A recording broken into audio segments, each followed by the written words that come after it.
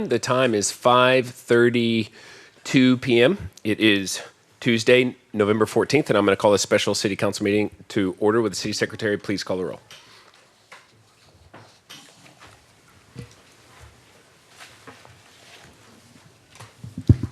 Mitchell. Here.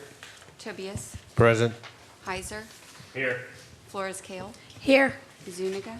Present. Bradshaw. Here. Parsley. Here. All right, 7 members present. We have a quorum. Next up is citizen comments period. At this time, we ask anyone in the audience who wishes to come forward to speak on any item to please do so. We ask that you limit your comments to 3 minutes and that you direct those comments to the mayor and council. And we also ask that you fill out a citizen comments form and submit that to either myself or the city secretary. I have one registered to speak, Ms. Lila Knight.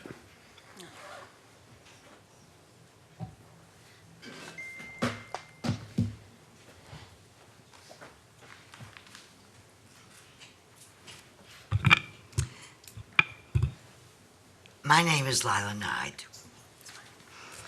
I can't even begin to make citizens' comments within the 3-minute period allotted, but I do have a lot of questions.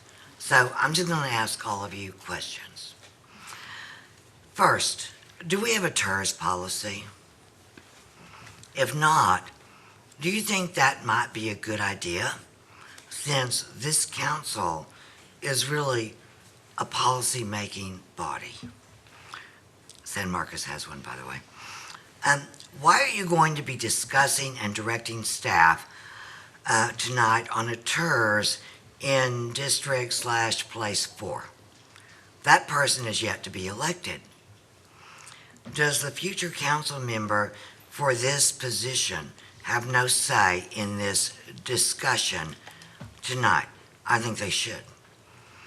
Why is this TIRZ number 6 being brought up during a regularly scheduled meeting of council? Per our charter, you meet on the first and third Tuesday of each month. It's the second. What is the rush? Why are residential properties included in a proposed TIRZ 6 boundary? Do you have plans to rezone our property in the future? Why were properties currently zoned CBD2 not included within the boundaries?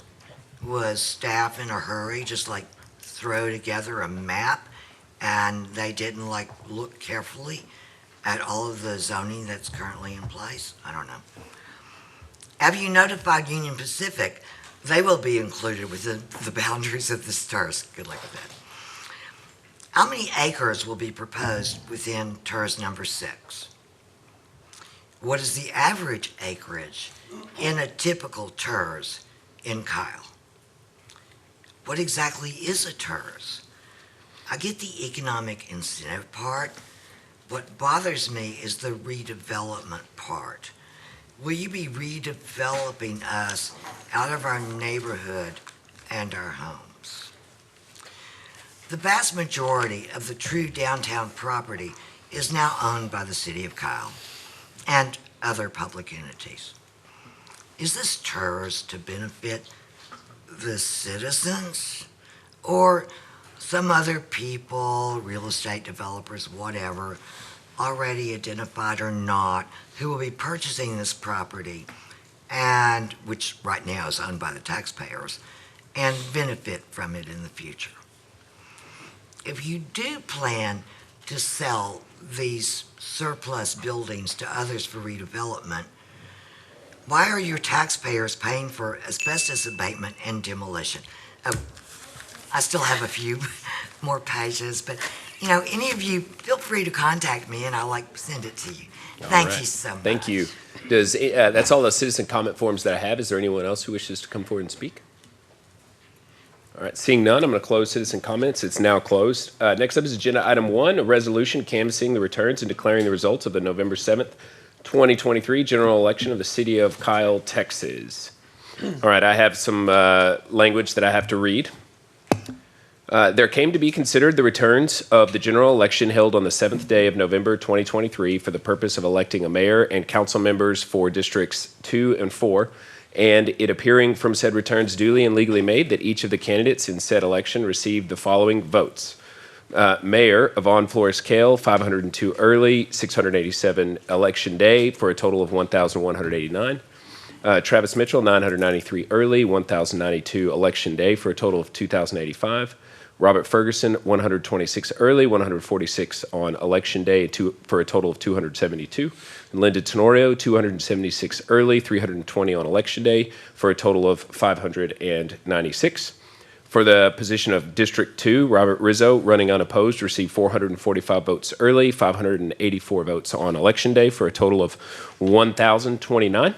And for the position of City Council District 4, Jake Webb received 195 votes early, 257 election day for a total of 452. Mark McKinney received 148 votes early, 177 votes on election day for a total of 325. Claudia Zapata received 241 votes early, 311 votes on election day for a total of 552. Laura Lee Harris received 279 votes early, 215 votes on election day for a total of 494. It is found, determined, and declared by the City Council the said election was duly called, that notice of said election was given in accordance with law, and that said election was held in accordance with law, and that Travis Mitchell was duly elected to mayor and Robert Rizzo was duly elected to Council District 2. Said above named parties are hereby declared duly elected to said offices, subject to the taking of the oath of office as provided by the laws of the state of Texas. As no candidate for the offices of City Council District 4 received more than 50% of the vote as required by the city charter, the City Council will order a runoff election for the office of City Council District 4 by separate action in accordance with state law and the city charter. And with that, I'd like to make a motion to approve the canvass. Second. All right, motion by the mayor, seconded by Councilmember Flores Kale. Is there discussion on the motion? All those in favor say aye. Aye. All opposed.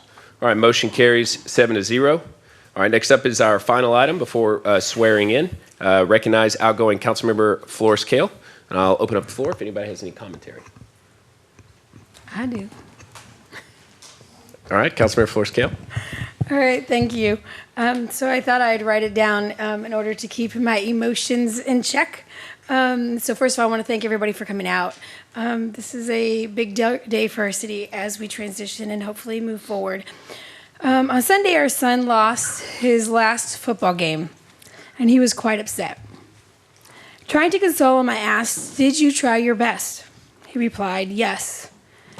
In that case, I said, "That's all you can do." And I looked down at his sad little face and said, "Well, I lost the whole damn election, so don't feel too bad." To which he looked up at me and smiled. That smile showed me that life is really all about perspective. He was sad he lost his game, and I was sad I lost my election. Although very different losses, we knew exactly how the other felt. And as sad as we both were, he will have many other football games, and I will have an opportunity to serve my community. To the city staff, sorry.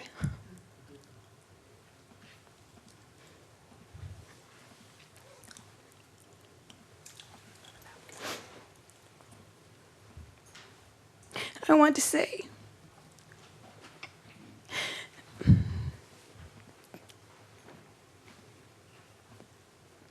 thank you for your patience. Somehow, my learning curve lasted all 3 years. But the grace and forgiveness shown to me by many of you was on a level I've never experienced. And for that, I will be forever grateful. I ask that you always remember who it is you serve and why. I believe many of us share a common goal, which is to foster a city that prioritizes, the well-being of its residents and be one that we can proudly represent. Moving on from my leadership, I hope I have inspired you to keep your values and morals in clear view, and you allow them to guide your decisions. Trust me when I say you will never go wrong with doing right. To the council, I hope you will use your voice to represent the best interests of our community. I urge you to prioritize the well-being of our residents in all of your decisions. I've consistently expressed my willingness to step aside if it leads to greater equality and thoughtful progress for our city. I hope my absence will provide an opportunity for that. Thank you. Councilmember Tobias, I would like to express my profound gratitude for the invaluable friendship and wisdom you bestowed on me over these last few years. Your presence and insight have meant more to me than words can express, and I am truly grateful for your guidance. Our time working together to help others is far from over. And with that said, don't forget to call me. To the residents, thank you for trusting and allowing me to make your decisions for the last 3 years. I hope you know I have made every comment, choice, and vote methodically and with your best interest at heart. Since the beginning of my term, I have stated I would make decisions both ethically and legally. Please know that I have never strayed from that. To my amazing family, I want to express my deepest gratitude for the unwavering support and understanding you have showed me during my time as an elected official. Your encouragement and patience have allowed me to serve our community with the deepest dedication and passion. Each of you being a part of this journey has made my experience that much better. Thank you for allowing me the opportunity to help others. Jason, thank you for always being my rock. You carried as much weight, stress, and emotion as I have over these last 3 years, and my hope is to be able to do the same for you one day. To my amazing friends, there is simply not enough time to thank everyone. With that said, I extend my heartfelt thank you to my friends and those who have stood by me, supported me, my vision, and put their trust in me. I am sincerely grateful for the solidarity we shared.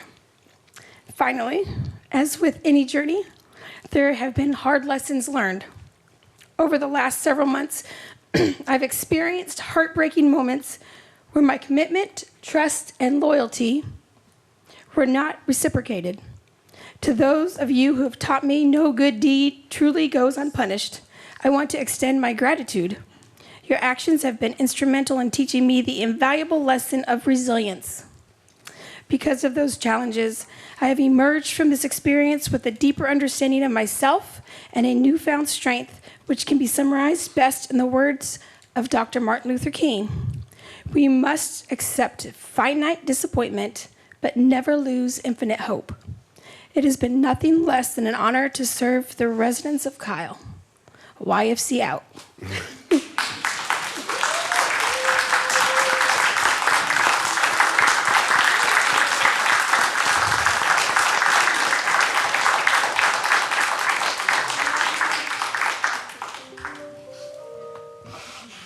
Mayor Pro Tem. All right, Yvonne. With our many, many years of conversations, you would think we were brother and sister because of how many times we've argued on that phone. But yes, it was a truly honor to serve with you on council. And glad I made an impact on at least somebody. But to go with your comments about your son in the football game, about winning and losing, if I want to go back real quick, if you don't mind, on the integrity of this election. So when you look at your votes here, Flores Cale, your total amount was 1,189. 215, 216, 289, 300, 400, 516, 700, 900, 999 people believed in your vision and your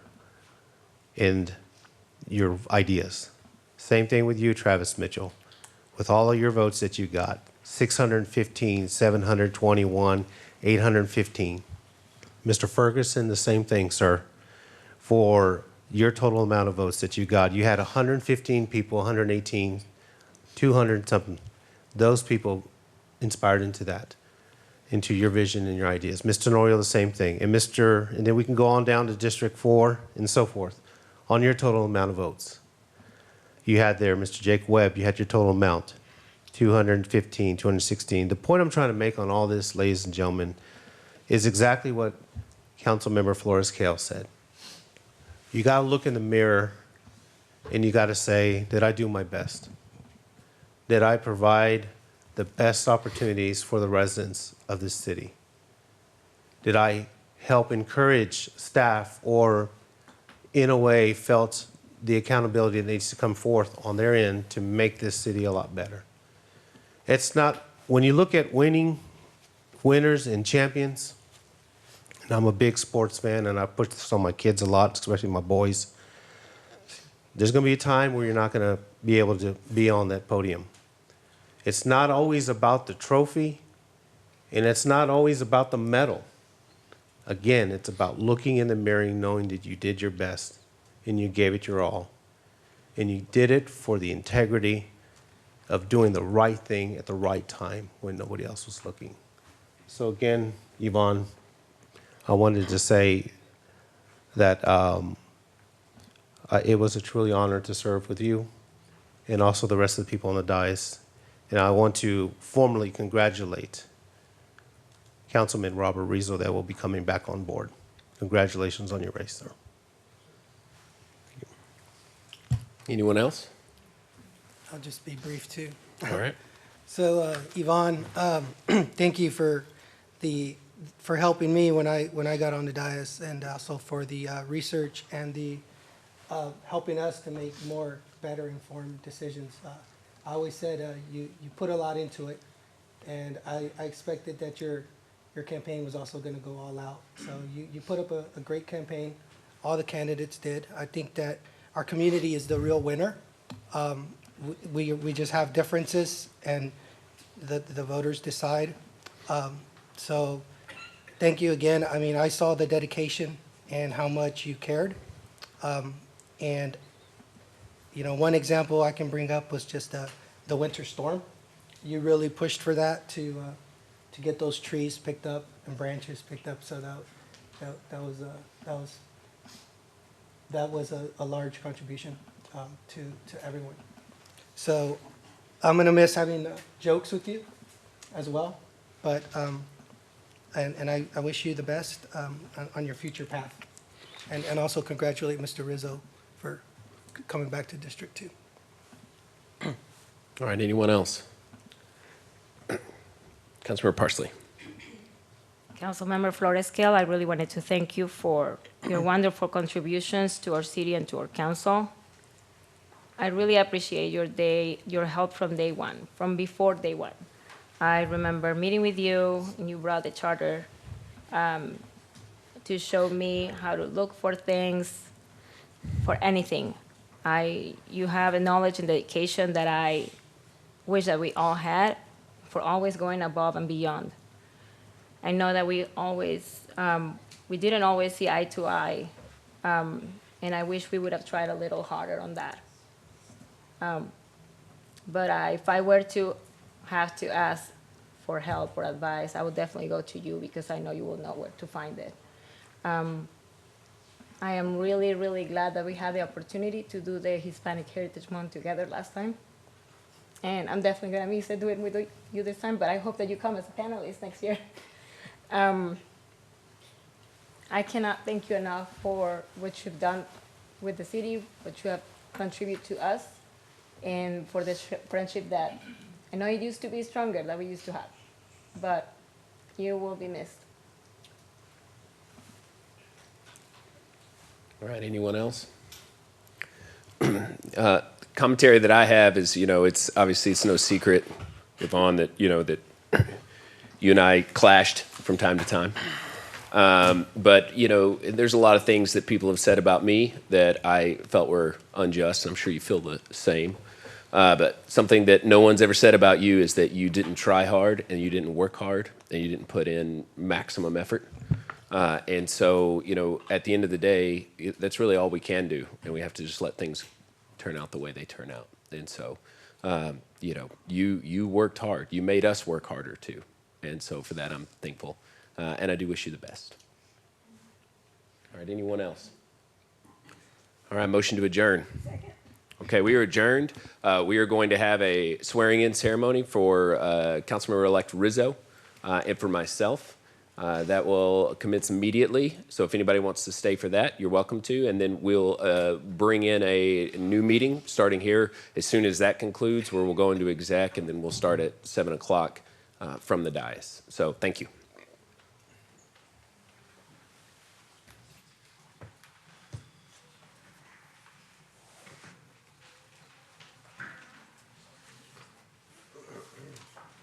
Come forward, as well as anyone who wishes to stand beside you during the swearing in.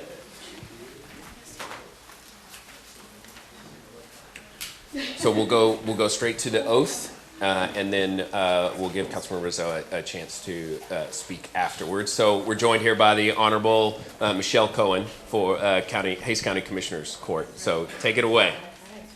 Thank you, Mayor. First, let me just say this is a true honor for me to be here, provide this oath for you today as a dear friend of mine, and I'm just so honored that I could do this for you today. All right, you ready? Okay. I state your name. I, Robert Rizzo, Do solemnly swear or affirm do solemnly swear or affirm that I will faithfully execute that I will faithfully execute the duties of the office the duties of the office of the City Council District 2, City of Kyle, of the City Council District 2, City Kyle, of the State of Texas, of the State of Texas, and will, to the best of my ability, and will, to the best of my ability, preserve, protect, and defend preserve, protect, and defend the Constitution the Constitution and the laws and the laws of the United States of the United States and of this state, and of this state, so help me God. so help me God. Congratulations, sir.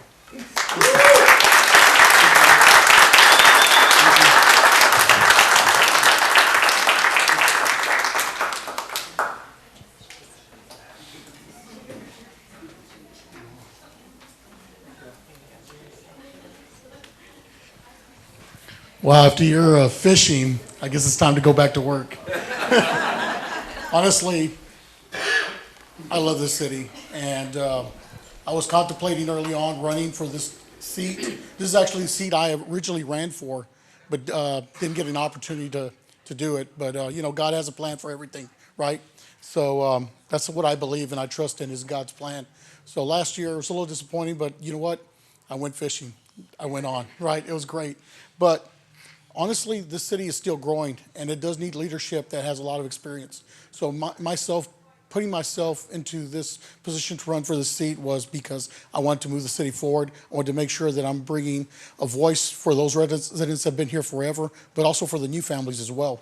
It's something that I've always been passionate about. I have 30 years of serving in the community. I didn't wake up 30 years ago thinking that I was going to run for council one day. I woke up 30 years ago wanting to serve my community, trying to make it a better place. And being on council just amplifies that a little bit more. So my whole purpose for being here is for service. It's about a job, not a title. So I hope to serve the city well. I hope to give you 100%. And as my past record shows, I don't sleep, I work, and that's what I'm going to continue to do. Thank y'all. Thank you all.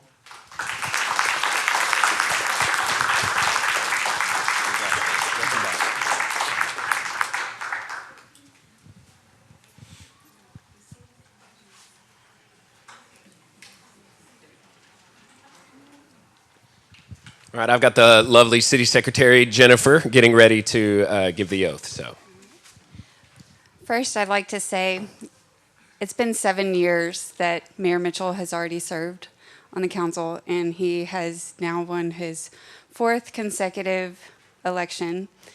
And he will wrap up 10 years of service to the city of Kyle and the city residents. And that is something to be celebrated. You don't see a lot of people commit 10 years of their life to this kind of a cause. So I'm really honored to be chosen to do your oath. And with that, if you'll raise your right hand, repeat after me. I state your name. I state your name. Do solemnly wait, swear. Oh. That's right. I told my kids I was going to do it. Oh, yeah. Good job. Get my kids up here. I knew he was going to do it. I didn't even catch it. Oh, nice. They look a little bit We more suited up. suave than you do, bud. All right. All right. I I, state- Travis Mitchell, do solemnly swear do solemnly swear that I will faithfully execute that I will faithfully execute the duties of the office of the duties of the office of Mayor, City of Kyle, Mayor, City of Kyle, of the state of Texas, of the state of Texas, and will to the best of my ability and will, to the best of my ability, preserve, protect, and defend preserve, protect, and defend the Constitution and laws of the United the States Constitution and laws of the United States and of this state, so help me God. and of this state, so help me God. Congratulations. Thank you. Thank you.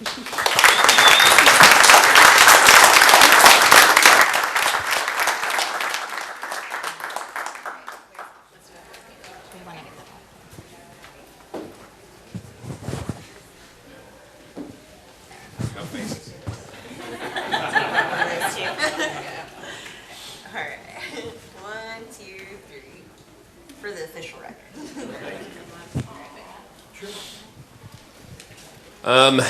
I don't exactly know what I would want to say. Like Jennifer said, it has been a lot longer in terms of years than I ever anticipated that I was going to serve. Something a man who worked here some time ago told me that if you want to make an impact, you can't just be in and out. Making an impact is about sustaining a vision for a long period of time, and that's really been what I've pursued. Just like what Robert said, I love the city of Kyle. It's where we have planted roots as a family. You know, my kids now are in 6th grade and in 3rd grade. You know, William was this big when he started, and we've got the pictures to prove it over time. It means a lot. It's a scary thing, I think, for a family to be raised in a community and going through life in a community in the public eye. There are certainly challenges, but one thing I know, I feel the love in this community more and more each and every day. People who care, whether they voted for me or not, they absolutely care about the city of Kyle, as do I. And so, you know, my commitment in a 3rd term is to work as hard as I can with my great colleagues and with the city staff and with the residents to help Kyle be absolutely the best that it possibly can be. We want to have a big vision for what's possible for this community. That vision is something that's just baked into my core. I want to see the city of Kyle continue to prosper. And so I hope with your support and with the support of the council that we're able to achieve that, really help take the city of Kyle to the next level. That's my goal. And again, thank you all for coming. I'm extremely honored to be here. I never thought I would be in this position. Some may say I'm a little crazy. I think you got to be a little crazy to do this as long as I have. But I'm honored, excited to have our new city manager. Looking forward to seeing what he can accomplish over these next few years. So thank y'all, and we'll start our 6 o'clock. I don't think we have refreshments. All right, thank y'all very much. Back to order. There was no action taken during executive session. There'll be no action taken now. Motion to adjourn. Second. All right, we are adjourned. Good evening, everyone. The time is 7:05 p.m. It is Tuesday, November 14th, and I'm going to call this regularly scheduled city council meeting to order. Would all please rise for the Pledge of Allegiance? I pledge allegiance to the flag of the United States of America and to the republic for which it stands, one nation, under God, indivisible, with liberty and justice for all.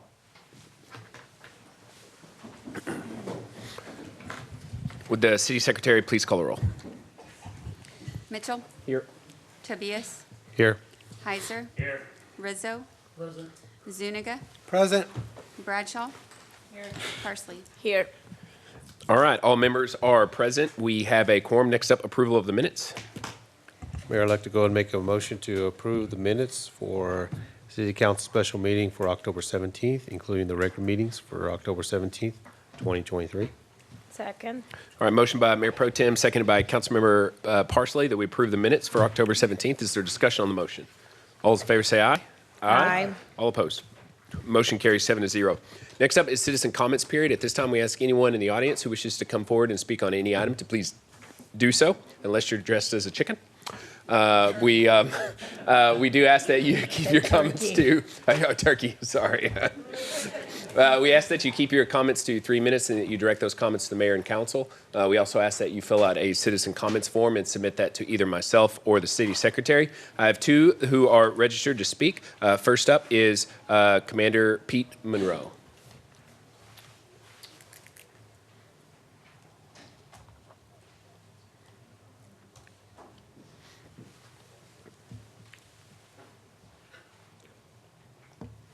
Mayor and City Council. My name's Pete Monroe. I'm the commander of VFW Post 12058 here in Kyle. And real quick, I understand we're going to be demolishing the old building here, and I have a request that you don't demolish our sign and the big sign that's out there that's has electrical power to it, and have a request that maybe the city could help us by moving that sign over to the new location and putting it up so it complies with with building codes. All right, that's all I have. All right, Thank thank you very you. much. All right, next up is Diana Gonzalez.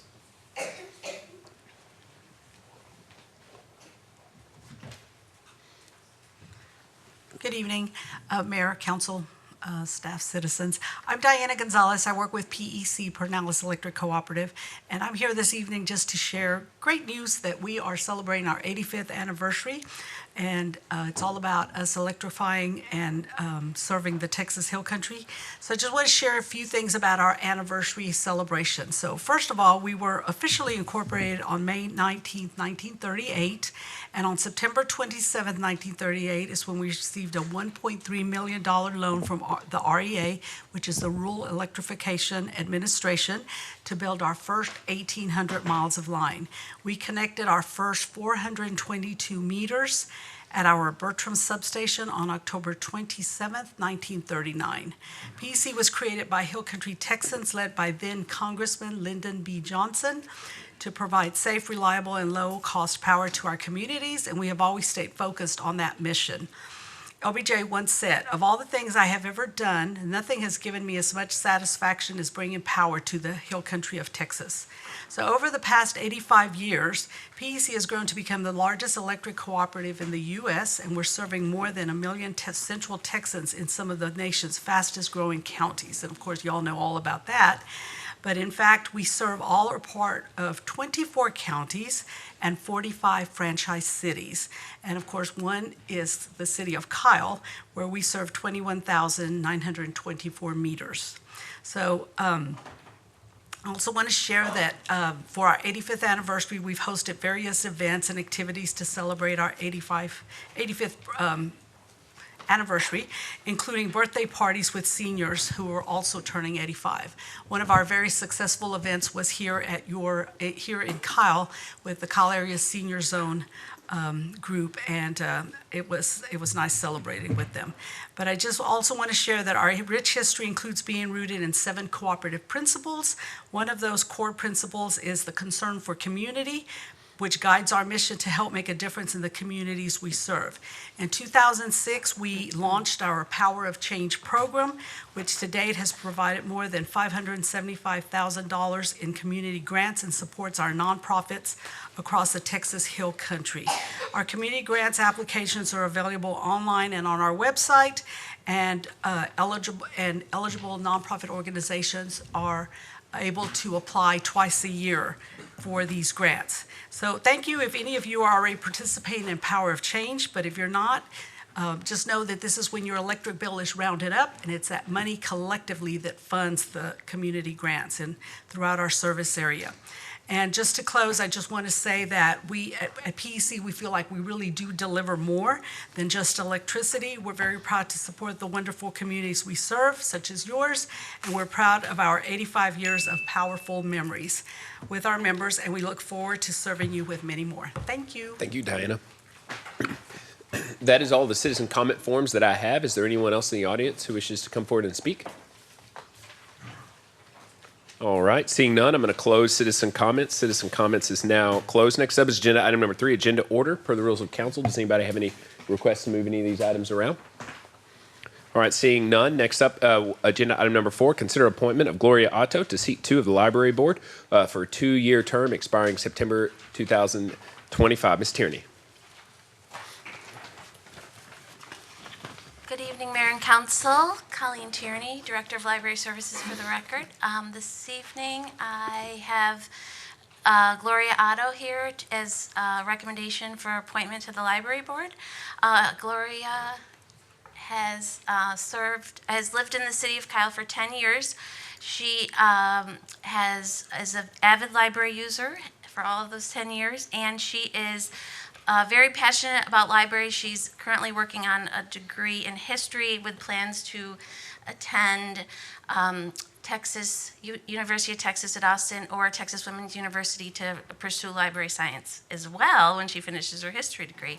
She was interviewed by Mayor Pro Tem Tobias and Assistant City Manager Schmeits and myself, and we felt that she would do an amazing job serving the library board. So that is our appointment for the library board for seat 2. All right, thank you, Ms. Tierney. Does anybody have any questions, comments, or motions? Mayor, I'd like to go ahead and make a motion to approve the agenda item number 4, consider appointment Gloria Otto to the seat. All right, motion by Mayor Pro Tem, seconded by Councilmember Heiser, that we approve Gloria Otto to the library board. Is there a discussion on the motion? All those in favor say aye. Aye. All opposed? All right, motion carries 7-0. Thank you very much. Thank you. All right, next up, agenda item number 5, Hunger Action Month Mayoral Proclamation. I'm disappointed not to see Mark Jones, but I think you guys are definitely an upgrade, so it all works out in the end. All right, whereas Hays County Food Bank represents a countywide effort to provide adequate access to nutritious food to low-income households and those who find themselves in a food emergency. And whereas in 2022, Hays County Food Bank provided more than 1,500 meal boxes filled with a turkey and traditional holiday foods that households in need could prepare in the comfort of their own home. And whereas the Hays County Food Bank has officially launched its 17th annual Turkeys Tackling Hunger campaign in an effort to raise funds for this special holiday meal program. And whereas citizens of this great city can sponsor a family for Thanksgiving for just $30.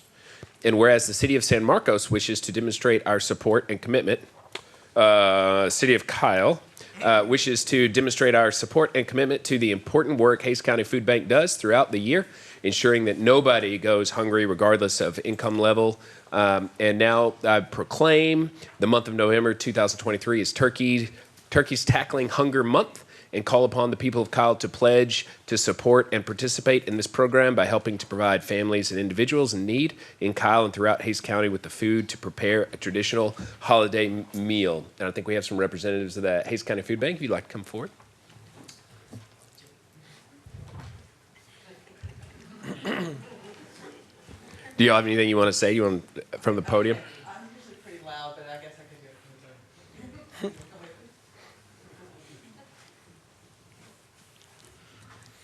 Hi, I'm Lisa Young. I'm the director of the Hays County Food Bank, and we actually just came straight over from the Kyle turkey distribution. We gave about 200 turkeys away at Ascension Seton. We'll be back in Kyle Friday to do about 500 at ACC. So this has been, we've given out more turkeys this year, scheduled for this whole week, than we have in years past. The need has grown up, and so we really look to the community. We couldn't do without them. We've had Little Guys Movers and Nighthawk Frozen Food here in the county sponsoring us and helping us bring turkeys and potatoes and dressing and everything everywhere we go.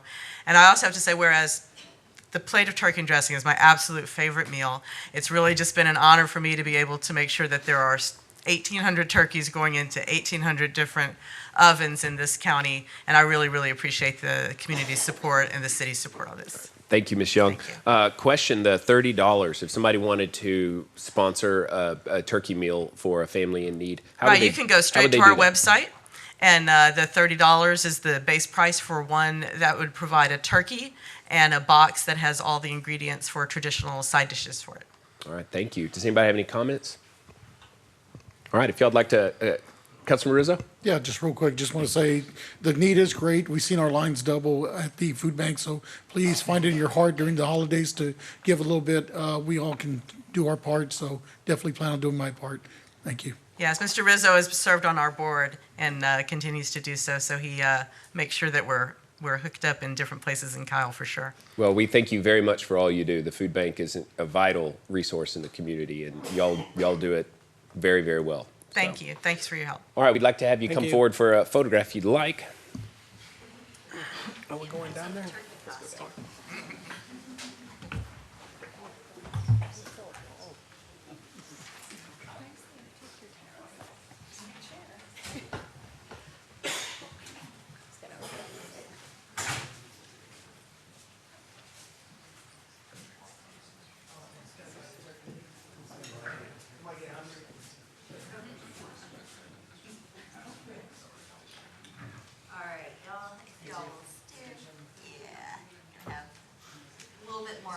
side, sir. All right, on the count of three. 1, 2, 3. Perfect. Yeah.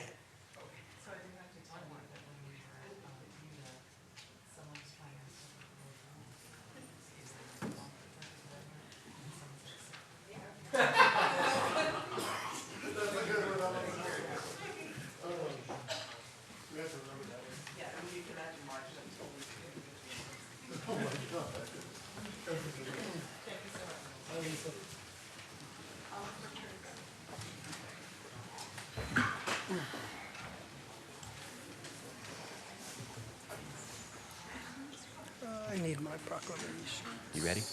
All right, next up is agenda item number 6, Veterans Day Proclamation in honor of November 11th. Councilmember Zuniga. I need the proclamation, Mayor. Both of them. Okay, they're both yours. Thank you, Mayor. 2 weeks ago, I was honored to have breakfast with our veterans here and talk to them and see what is going on with our city. And they were speaking about the parade. And then I looked at our agenda items and noticed that we weren't going to have a meeting before Veterans Day. So this is, in retro, I want to do this Veterans Day proclamation to honor our service members. So this Veterans Day, we honor the generation of women and men who have served and sacrificed not for a person, a place, or a president, but for an elite, an idea unlike any other, the idea of the United States of America.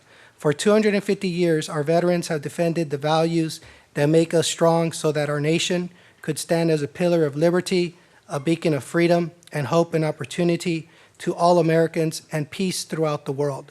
And whereas Veterans Day is personal to every American, as we know families and friends who have felt the pride of seeing the uniform of the United States and the pain of long deployments far from home.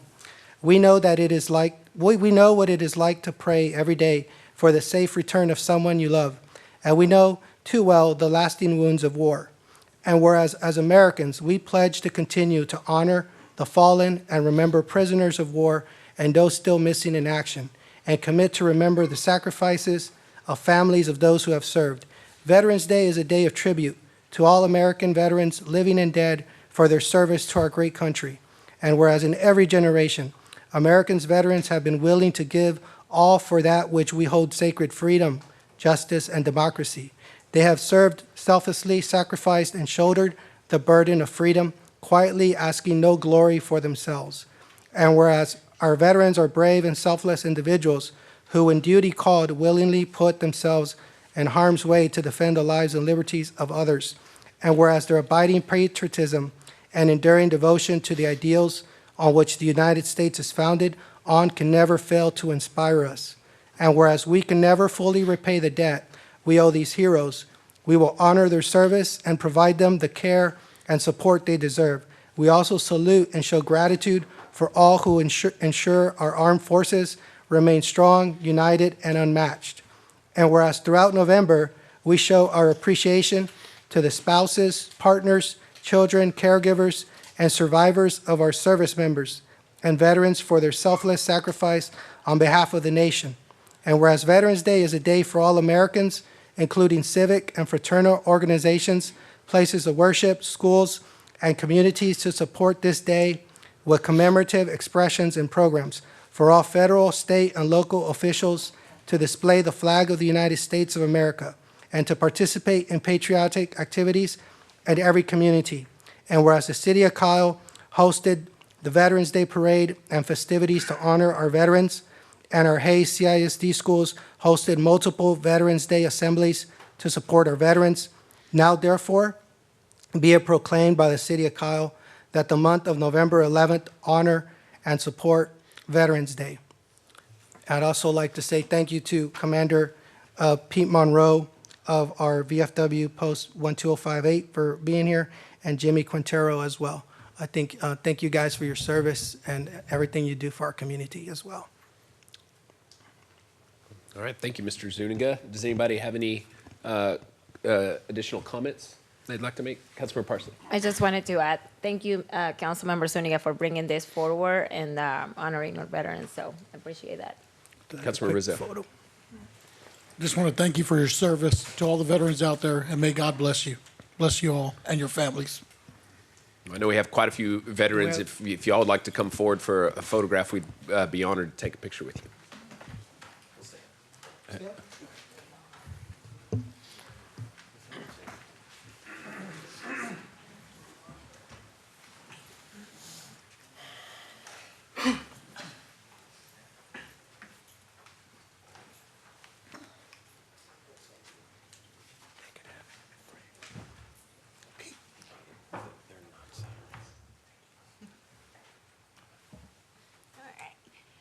All right, y'all, let everyone get into place. Perfect. All right, on the count of three. 1, 2, 3. Perfect. Thank y'all. Don't move. Oh, sorry. I have some guys up here. All righty. She's so elegant. 1, 2, 3. All right. Thank y'all. Thank you.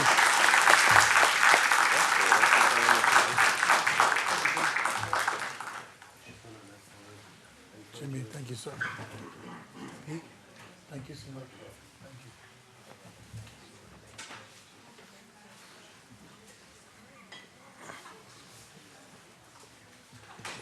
All right, next up is a proclamation recognizing diabetes awareness. Councilmember Zuniga. Oh boy, I like to write long proclamations. So here's another long one.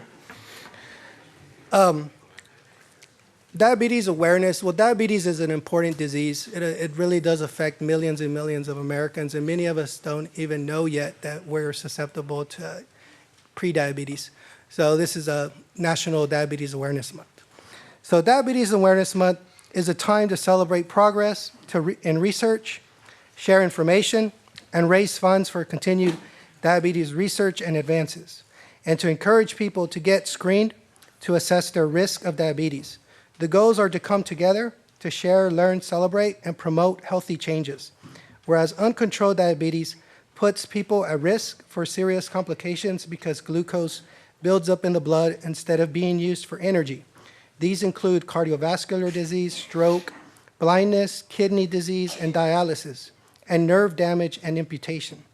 Whereas over 37 million Americans have type 1 or type 2 diabetes, another 97 million have prediabetes. And whereas awareness began in 1975, it officially got recognized in 1981 by President Reagan.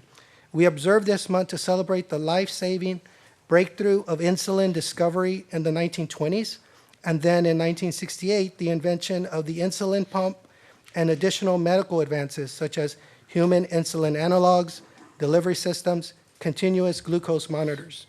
Whereas producing insulin is today a remarkable success story for science, starting from animal-sourced insulin to modern recombinant DNA technology and genetic engineering to make safer insulin. Ongoing research innovations include artificial pancreas systems, beta cell regeneration, incretin-based therapy, and gene editing. Whereas type 1 diabetes is insulin dependent and typically diagnosed in young children and adults. In this form, the body's own immune system attacks insulin-producing cells. Type 2 diabetes is the most common form at any age that can occur. And in this form, the body just can't use insulin the right way. This is called insulin resistance. Whereas prediabetes is a condition in which a person has raised blood sugar levels, but not enough to be diagnosed with diabetes.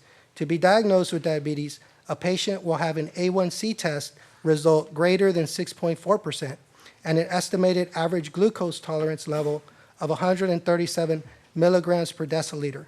In prediabetes tests, these will be A1C 5.7 to 6.7%, an estimated average glucose of 117 to 137 milligrams per deciliter.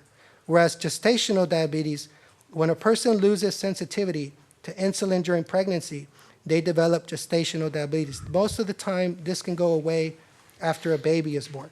But the CDC estimates that gestational diabetes affects 2 to 10% of pregnancy annually. Whereas by managing diabetes and speaking with health professionals, you can learn the ABCs to look out for.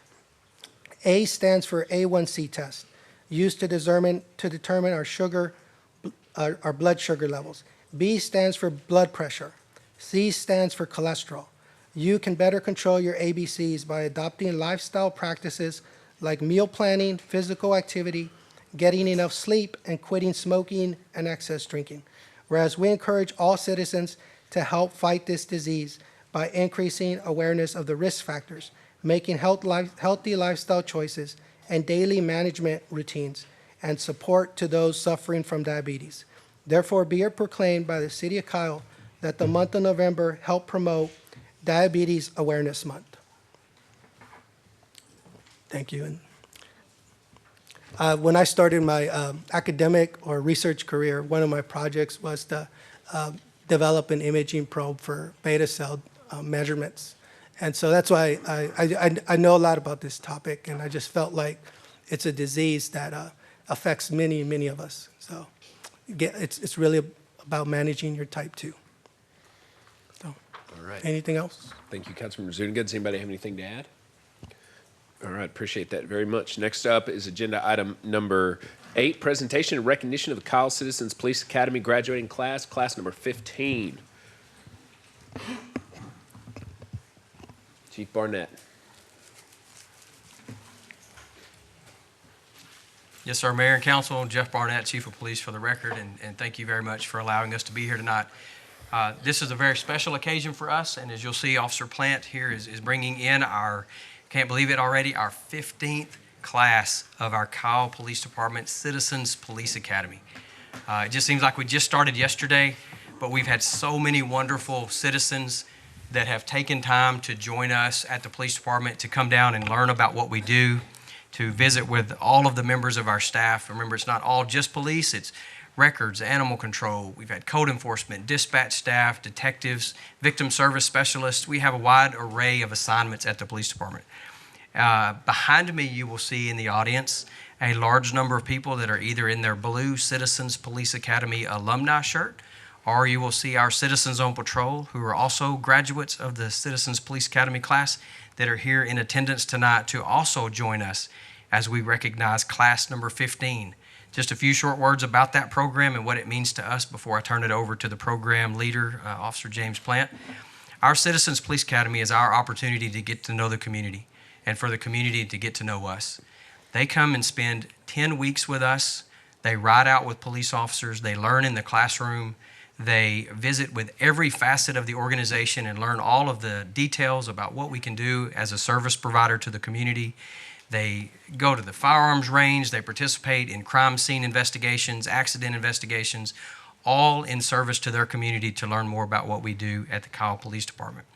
So here tonight, we are recognizing the 15th graduating class, and I would like to turn it over to Officer James Plant, who leads that program and has for many years, to talk a little bit more about all of the wonderful things that they did as a participant before we call them up and issue their graduation diploma. So, Officer Plant.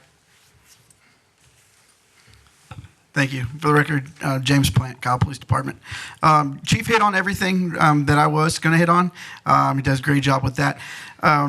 But the 10 weeks they've gotten to do a lot of different things and learned a lot. You know, our goal when they come through the class is to walk away each day with some more knowledge or something they had a question about in regards to law enforcement. Hopefully we answer those questions. So this was our first class in the new Public Safety Center.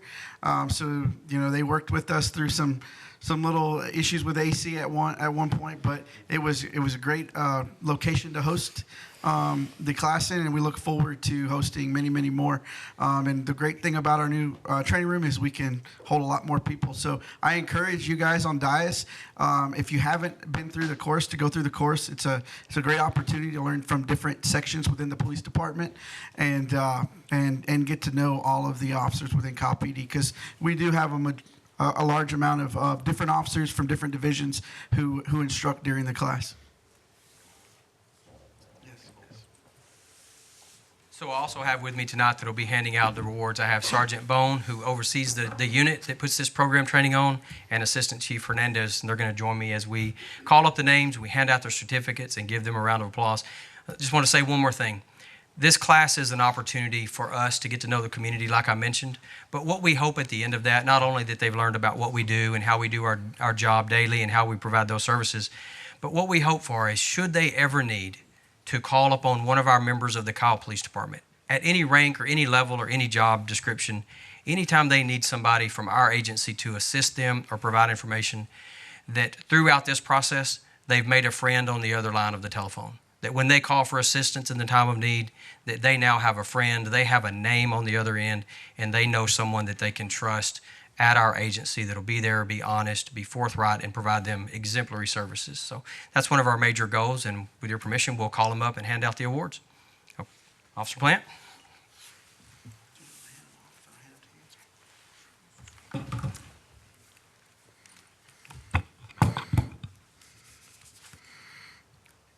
Berta Saucedo Alfredo.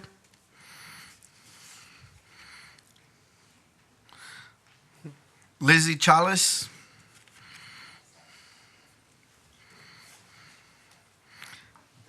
Stephanie Dela Cruz. And baby Oliver. She's going to have a baby, as we say. She made every class all 10 weeks. And so did the baby. Gregory DeLong, Tresha Ellison,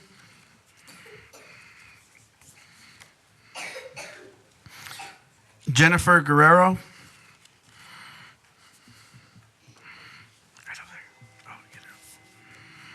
Stacy Handy, Jenna Hardenberg, Sebastian Hernandez, Anita Hewson,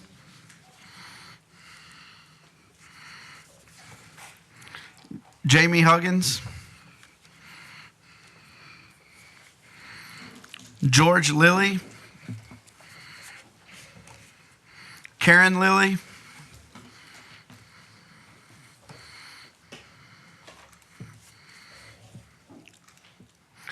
Christy Lee Nunez, Elvia Sonora, Ashley Yabara, and Mr. Paul Hill.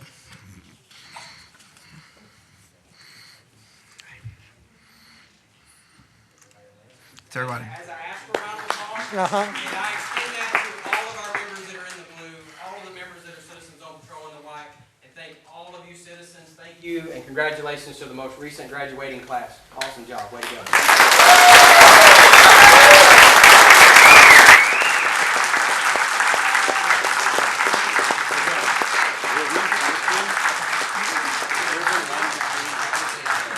I think so.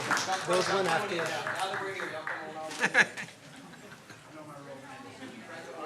That's a big class. ¿Quieres estar next to them? No, I can't. Get closer. Don't be scared. No tengas miedo. Covered you up.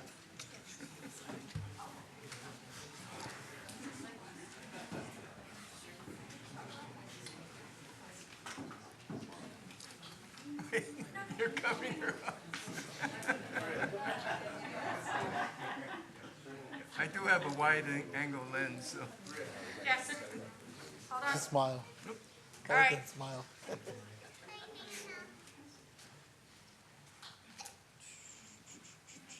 All right, one more. 1, 2. Everybody smile, don't block. Let's get closer. I mean, it's y'all, not me. Perfect. Thank you. Thank you, guys. Thank you.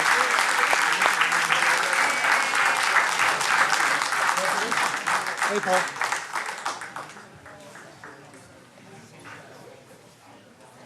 Thank you. Thank you.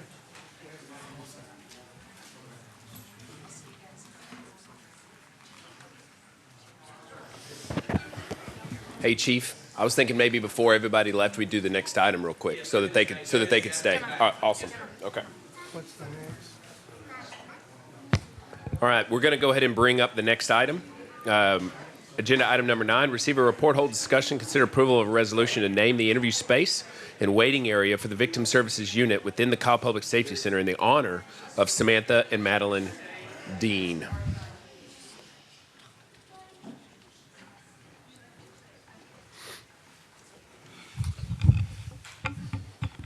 Mayor Council, Jeff Barnett, Chief of Police, for the record.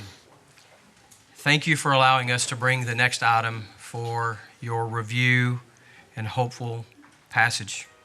It is within the city's policy to bring a potential room naming or building naming or similar item before the City Council for consideration. We are bringing just such that to you tonight.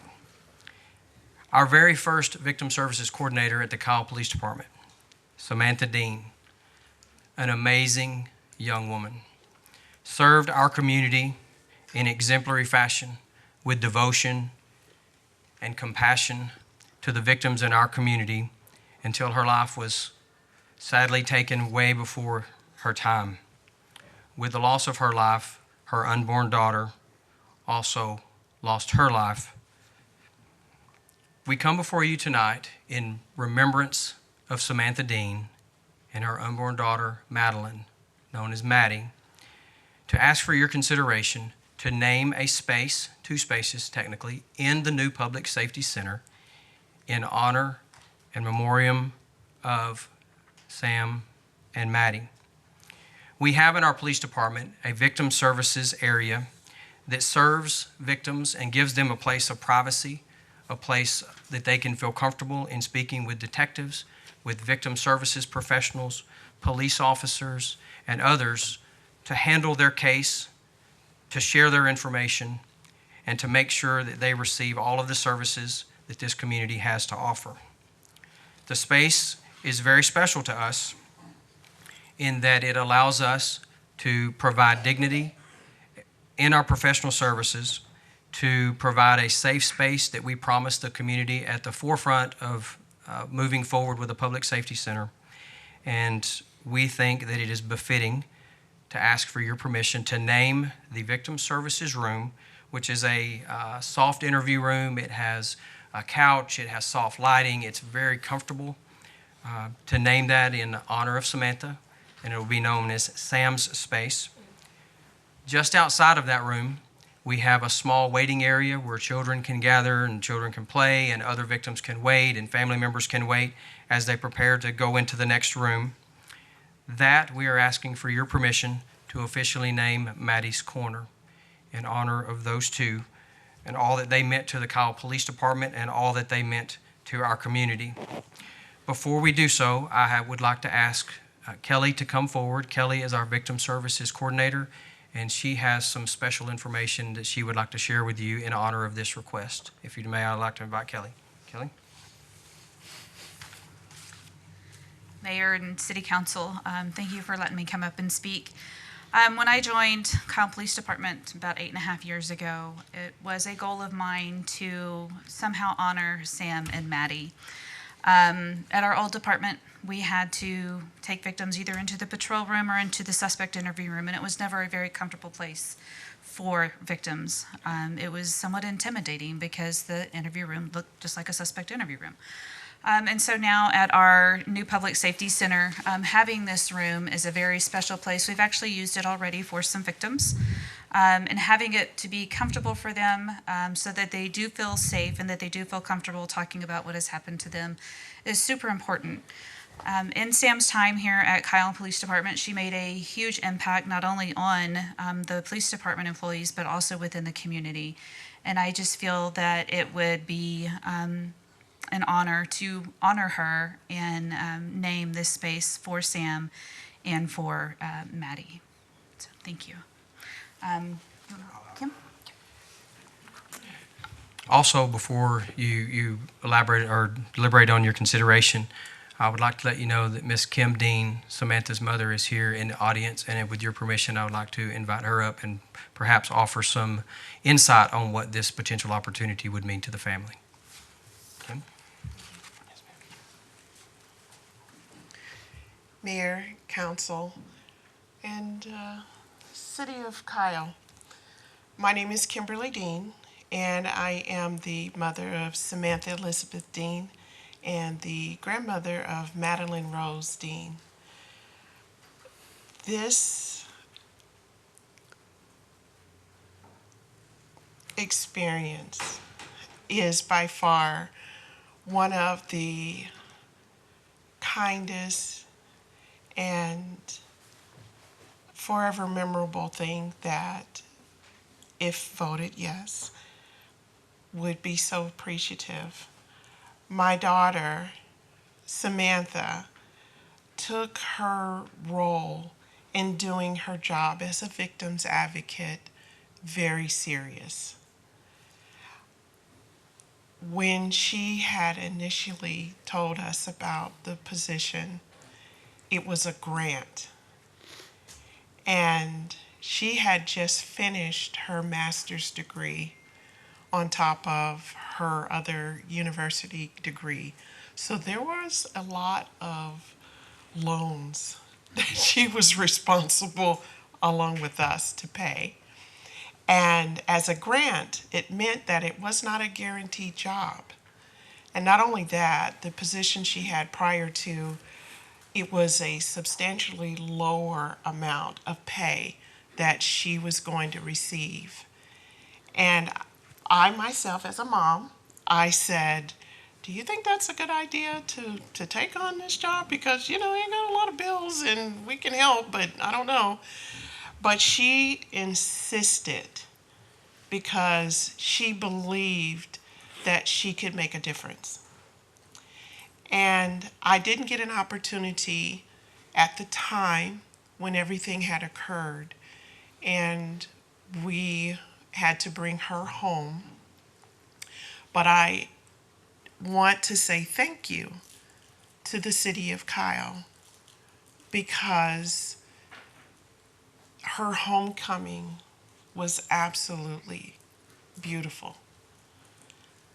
And she was our daughter and we loved her, but it was the love that was poured out to the city to say their last goodbye to her. It's something that I always think about and I always appreciate, and I always love this town.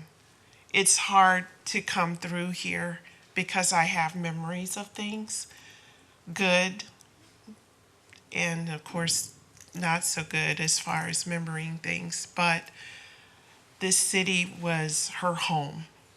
This was her home. And it was her job to make sure that she took care of each and every person that needed her assistance. So this dedication, if approved, would be greatly appreciated. And I'm sure that she's smiling down and thanking each of you for being able to do this, and Maddie too. So thank you. Thank you. Thank you.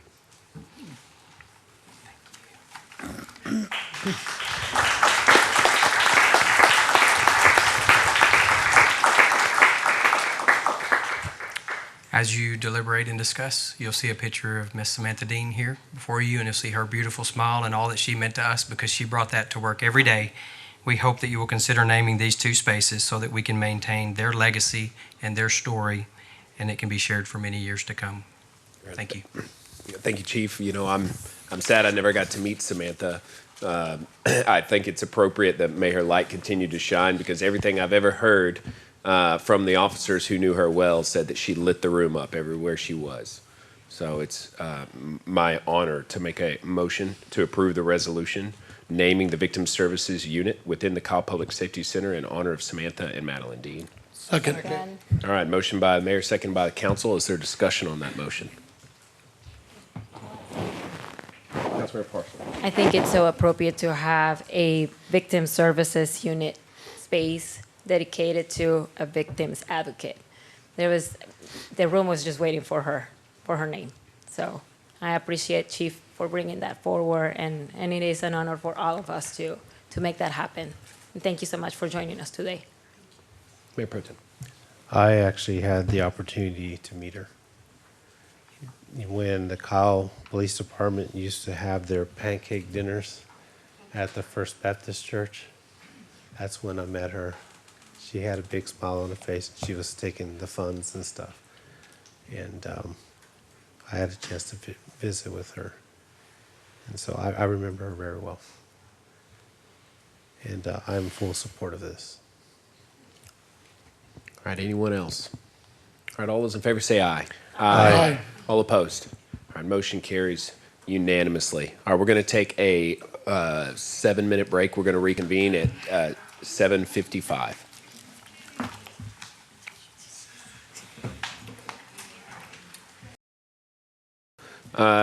Next up is agenda item number 10, receive a report, hold discussion, provide staff direction regarding the creation of Downtown TIRZ. Mr. Atkinson.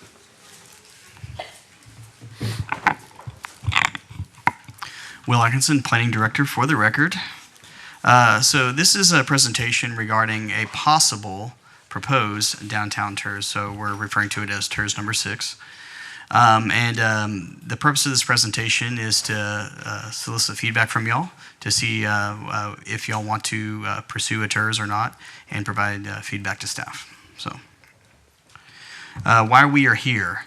The downtown area and the associated downtown master plan that will be adopted in the coming months, there's a lot of multiple infrastructure projects that we have in the works that we know that we need to improve upon.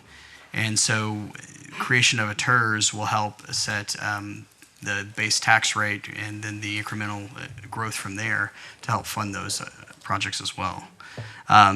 We have been having early discussions with Hays County, and they are interested in pursuing a partnership at this time. And so it'll be a split of a certain percentage when it all comes down to it. For those of you that do not know, a TIRZ stands for Tax Increment Reinvestment Zone. And then the area shown on the map here has approximately 378 parcels with 244 acres. And again, anticipated partnership with Hays County. Some possible projects that we are looking at. Downtown parking, water, wastewater improvements for downtown, possible Front Street linear park, portions of the Vibe Trail sidewalks, traffic infrastructure along the East FM 150 S-curve, and possibly architectural facade improvements. And that's not an exhaustive list either. This is just some major key points. So we are asking for y'all to provide us direction if y'all want to pursue it. So if y'all do so, we will start working with P3 Works and the associated team to work on a financing plan, making sure that the projects can actually support, or the TIRZ can actually support the cost of that and what have you, and provide a complete package to y'all when we bring it back. All right, thank you, Mr. Atkinson. That was to the point. Does anybody have any questions or comments? Mayor Pro Tem. Okay, just to reiterate some of the public comments we had, and another resident reached out. How will this again affect some of the homes that are in the TIRZ area? What benefits would they get, so like we can give them a quick education about what would be proposed? So from existing infrastructure or existing houses or homes on site, the city will not touch them. This only allows for collection of the incremental tax value increase annually into the TIRZ. So this will provide for improved water, wastewater, possibly, extension of Vibe Trail, sidewalks, and what have you. And also, when we consider the downtown master plan, we can bring it back to y'all, possibly fund some of those projects that are identified in there as well, to make the downtown at its core, that 12-block area, to be a more inviting spot and place for people to enjoy. Okay, so it'd be basic in that sense of educating the people that don't know what TIRZs are. What it would do is, by implementing something like this, any of the businesses that are brought to downtown, a lot of those sales revenues would be added to that specific square area to help with infrastructure or any sidewalks or any improvements of lights in the future. It would just basically stay within that region. So as part of the financing plan, sir, we would identify projects that could be constructed within the boundaries of the TIRZ or adjacent to it. And the incremental value added to the tax rolls would go specifically to those projects. And part of the financing plan, like we have in TIRZ 2, is on year 2, we'll do a specific project. Year 5, once there's enough money accrued in there, we'll do another project and what have you. Okay, so my last question would be referencing the CBD 1 and CBD 2, how would that be affected with this TIRZ? Like as far as, you know, any businesses that would be aligned with it? I'm just trying to think outside the box a little bit.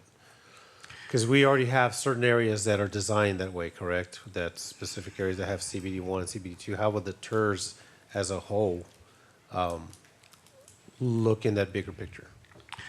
Excellent question. So the zoning, the underlying zoning of the TIRZ, within the TIRZ boundary, whenever a project develops or redevelops, we'd be able to catch the incremental gain on the taxes. So they would still go all through all their normal permits, subdivision, site plan, elevation approvals, building permits, and all that. But the good thing about it is we get to sock it away into that area for those infrastructure projects. Okay, sounds good. I'll yield. Councilmember Parsley. Thank you. So is there any way that I can see the boundaries that are going to be set or are planning to be set for the TIRZ? Okay, and so going back to the properties, the houses that are within the TIRZ, once the property values starts going up for the commercial properties around, that will probably affect the property value of the homeowners. How are we gonna do as soon as, if their property starts increasing with their taxes? Is there any way that we can kind of like move them out of any type of increase in property taxes that they will have to pay for them?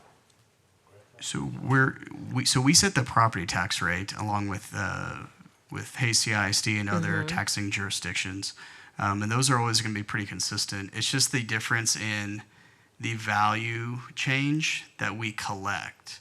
So if when projects start developing around, say, Mary Kyle Harrison Park and what have you, there might be, to some extent, some value increase for adjacent properties that are residential, but it's not going to be due to the city increasing it. The appraisal district is the one that sets those values. Well, what I was thinking is, I know the properties around these residential homes are going to enhance the whole TIRZ, and that's going to increment the appraised value of these homes.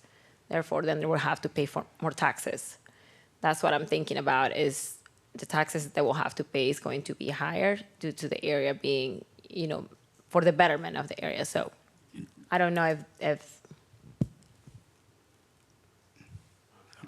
there is anything that we can do to try to keep, not that I've wanted for the property values to not go up for them, but are we accounting for that?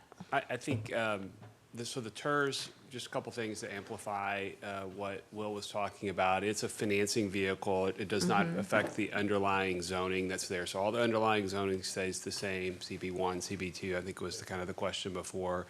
But you would hope that the TIRZ will generate increment that can be reinvested in the district, that will increase all of the property values, and the ownership for all of the folks that own property will have greater values that'll be there.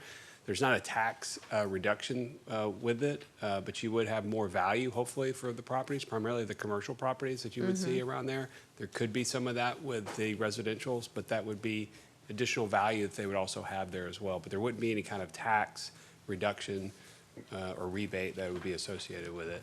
Okay. That's the theoretical look at. I don't know exactly how individual values would be affected, but as you get new investment, primarily new investment that comes into the area that raises the values, that's what generates the increment, not necessarily so much the existing homes that might be in the area. Okay. But they are I'm really excited, because if this is one of the areas that I feel like it really will benefit from creating a TIRZ, so the taxes go back into the area. I just had questions about the boundaries, and are we gonna be presented a couple of financial strategies that we're gonna be using for that? Because I know not all the TIRZ are the same, so. Yes, ma'am. If y'all provide us direction to pursue researching this TIRZ, and bringing back items for you. We'll present y'all all the details of that, the financing plan.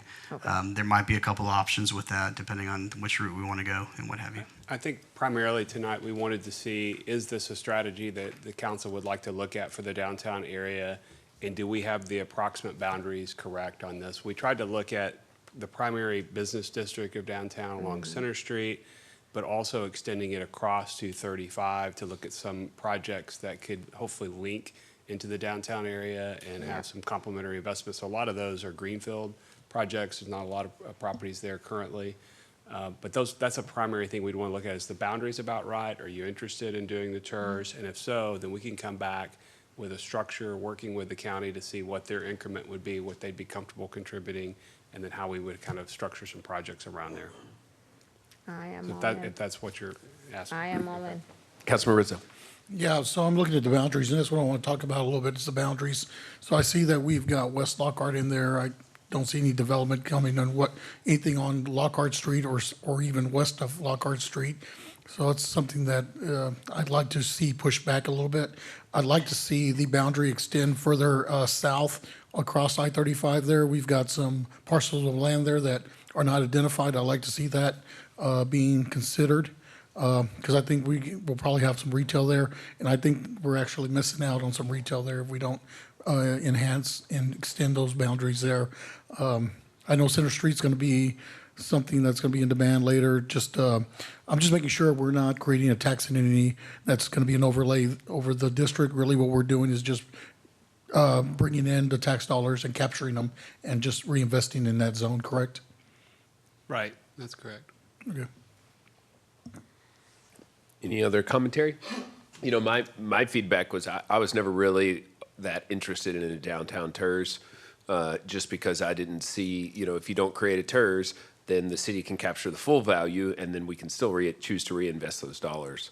But what really sells this project, this proposal for me, is the prospect of county participation, because that increases.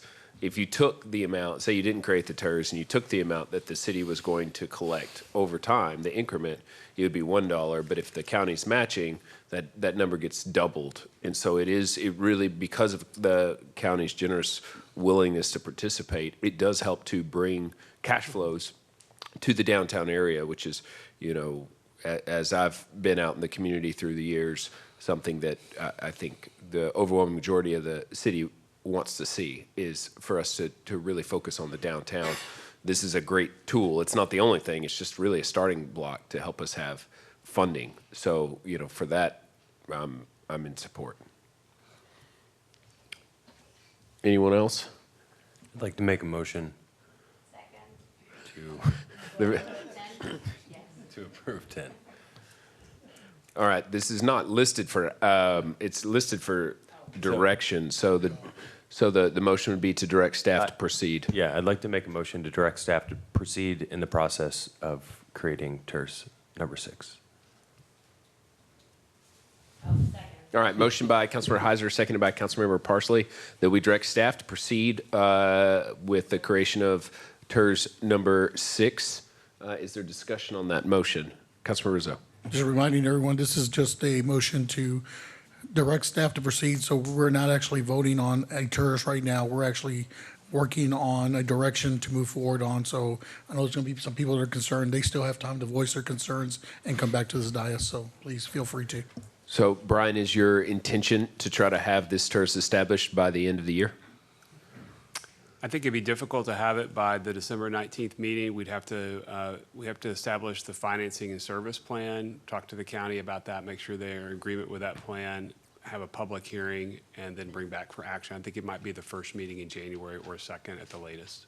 Okay, well, if it leaks into January, then the values that we will capture, you know, won't be till the end of the year. So there's really no hurry unless we're going to try to establish it by the end of December. So if we can't make it, then that might give us some additional time to get public input. And just to ratify, you will be bringing information for us to do revisions and see if we want to establish the TIRZ or not, correct? Yes. Yes. Okay. We will try to get it on the 19th. I think we need to get something back on your agenda very quickly to show you the details of the project and financing plan and make sure the county is in agreement with that. And if we can do it by the end of the year, Mayor, I think that would be the goal. But if not, it does roll to the following year. Okay. Any other discussion? All those in favor say aye. Aye. All opposed? All right, motion carries 7-0. Thank you, Will. All right, next up is agenda item number 11, receive report, hold discussion, provide staff direction regarding an interim financing strategy for the construction of the remaining ARWA Phase 1B projects and Phase 1C, 1D expansions. Mr. Moore. Good evening, Mayor and Council. My name is Graham Moore, Executive Director of Alliance Regional Water Authority. It's good to be before you again tonight. I have a short presentation I want to go through to kind of work through this issue with you. There we go. When I was before you in September, I noted and gave you an update on our construction of all our activities, and I mentioned in that presentation that we had a $46 million shortfall in our estimates in order to complete the projects. That $46 million will go towards the completion of our Segment C pipeline, which serves the city of Kyle as well as San Marcos, County Line Special Utility District, and ultimately how Buda will receive some of its water. It also includes a north inline elevated storage tank, which will be adjacent to that pipeline, and then finally an administrative facility for us to have a location for our staff for board meetings, et cetera. Of the $46 million, Kyle's share of that is $13 million. It's 28.17% of the overall cost. That also equals how much water Kyle gets out of the entire program is set by that same percentage. The reasons for the need are really twofold. One, construction costs have ramped up considerably from when we initially started this project in 2017 when we did our initial estimates. And along with that, the land acquisition costs have increased significantly through that time as we've seen rising values for our easements that we've acquired throughout the project. So just a quick reminder, because I know Segment C is so vital to the city of Kyle and the need to get the water online here. This is the same slide I provided in September that showed our intent is to have at least the first portion of the Segment C pipeline completed by January of 2025. That would include a connection to the new Kyle delivery point at the Waterstone development. And then the completion of all of it, Segment C, by October, the end of October of 2025, which include the line all the way up to the FM 1626 pump station there in front of the HEB. So that's just a reminder of why we're pushing this forward. What we're proposing to utilize this time is what's called a bond anticipation note. Previously, we've issued bonds through the Texas Water Development Board, revenue bonds, to do that. We hope to do that same this time around because that affords us to get lower interest rates. However, one of the drawbacks of the SWIFT program within the Water Development Board is that window only opens one time per year. And so the soonest we could get access to those funds would be next November, so November of 2024.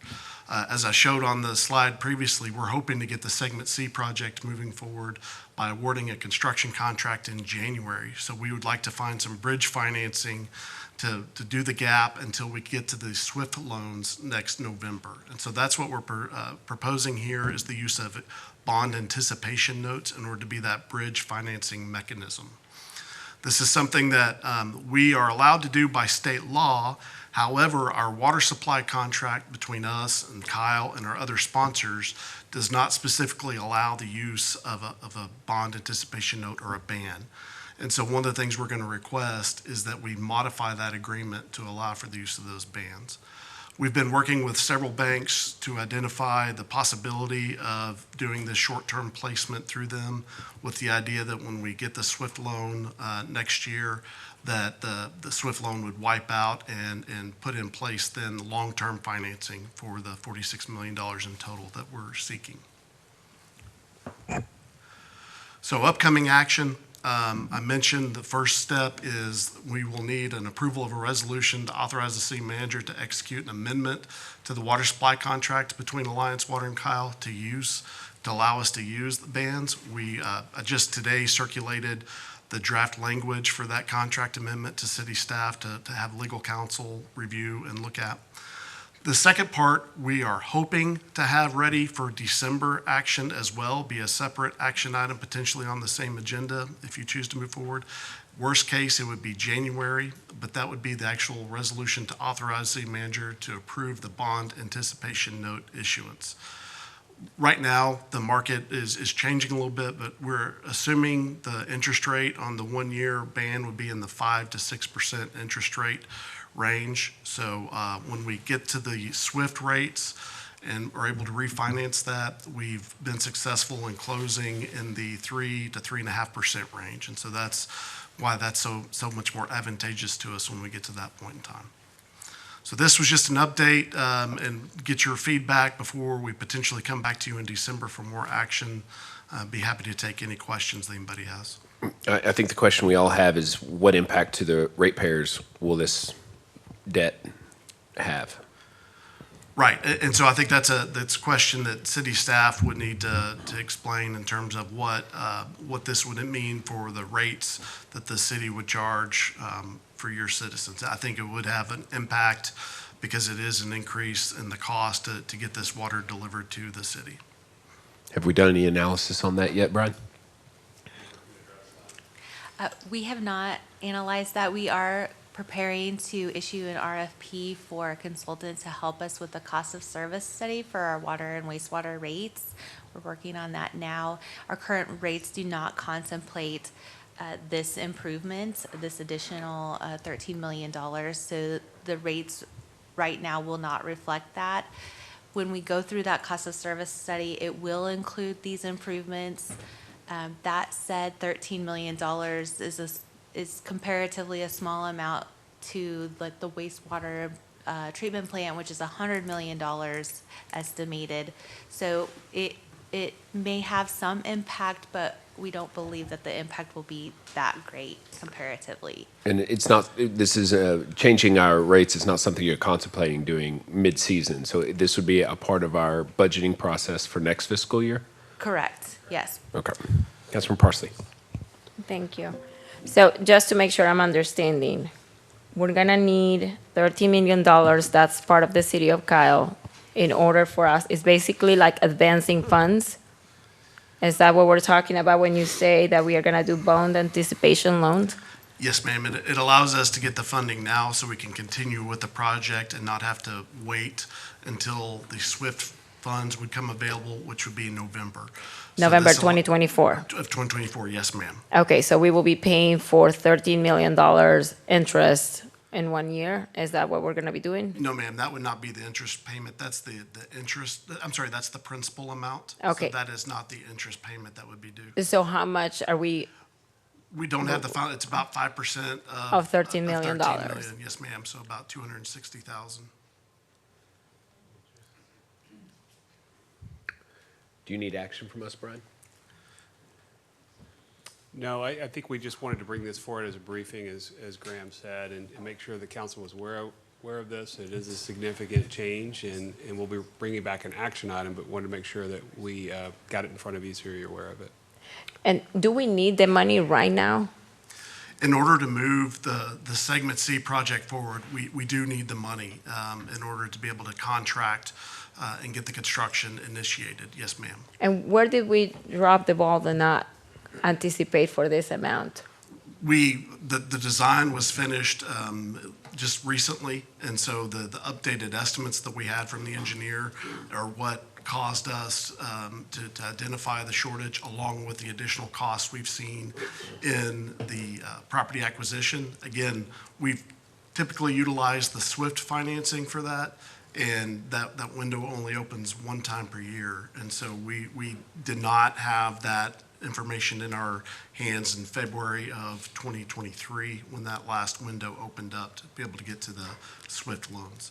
My last question, I promise. Mr. Perez, is there any way that I can?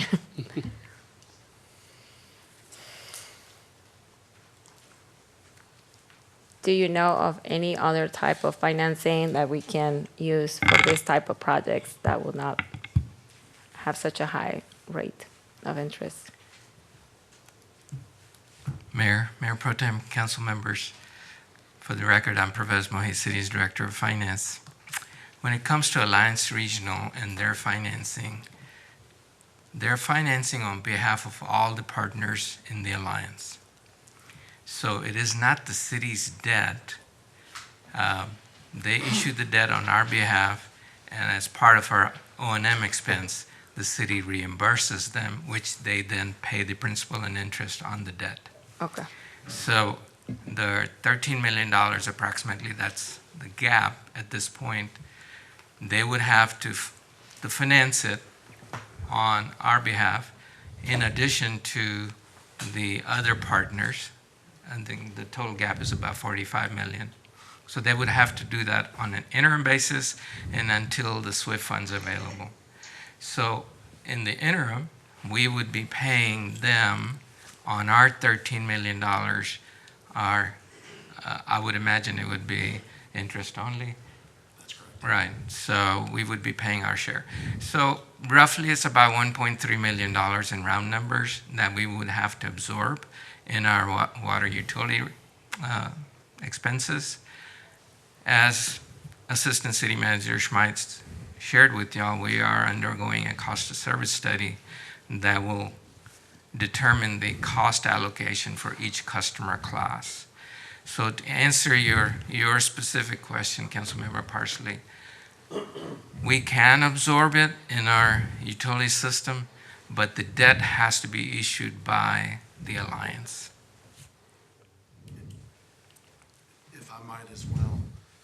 Thank you, Professor. We reviewed, the board and our financial consultants, financial advisors and bond counsel looked at other options as well for the interim financing. And this was determined to be the lowest rate option that we have available to us to move forward with it and make it eligible for the SWIFT funding to be utilized to basically refinance that and move that forward. So that's why this is the most advantageous, in our opinion, way to finance this gap period until we get to the SWIFT financing next year.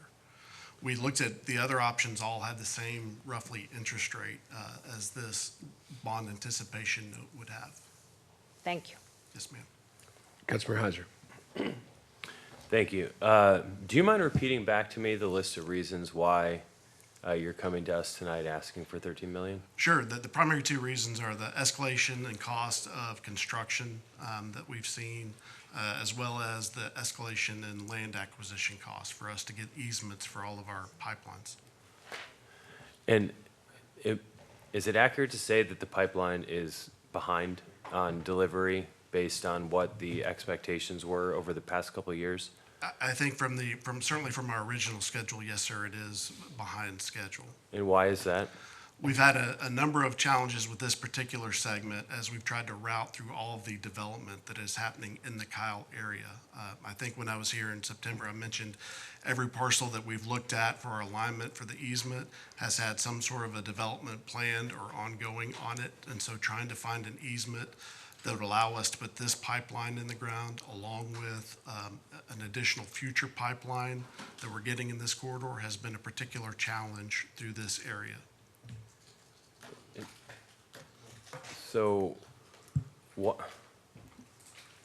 I mean, I understand that you can't, years and years and years ago when this was conceived, that you couldn't anticipate where development would take place.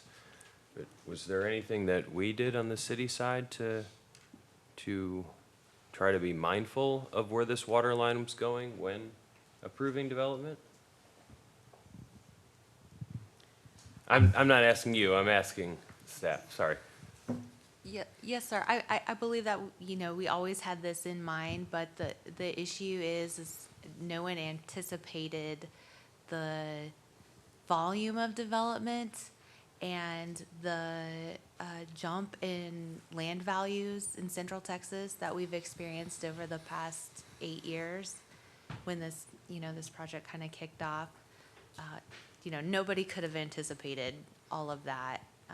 But yes, we are very mindful of the ARWA water line. We're working right now with ARWA on our road bond project.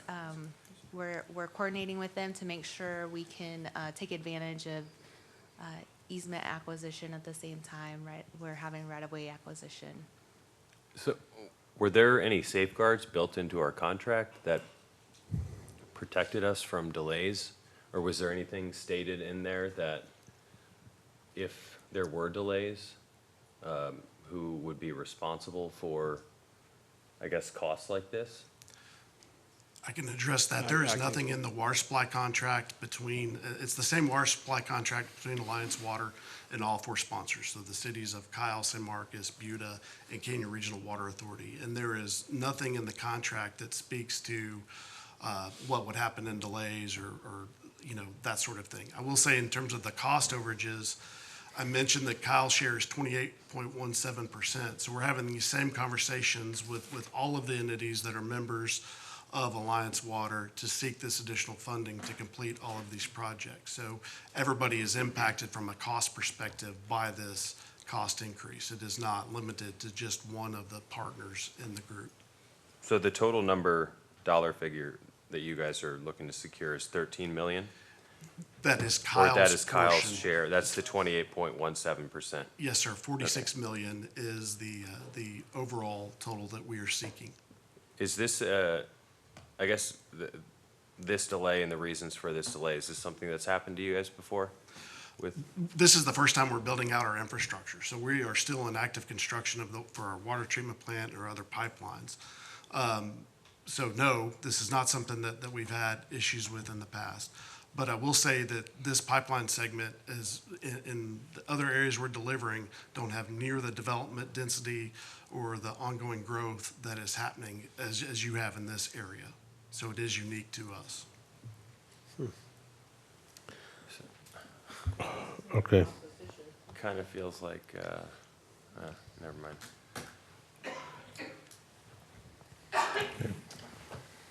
Mayor Pro Tem. Okay, yeah, it does put us in that position because let's look at it. We just came across, look at from a resident's point of view now. We said we didn't raise our water rates and all that stuff, right? We signed a contract with San Marcos for water. And then now we're being proposed $13 million for this pipeline. And then now let's start looking at some of the properties that might be affected. Okay, that's gonna have to go through this.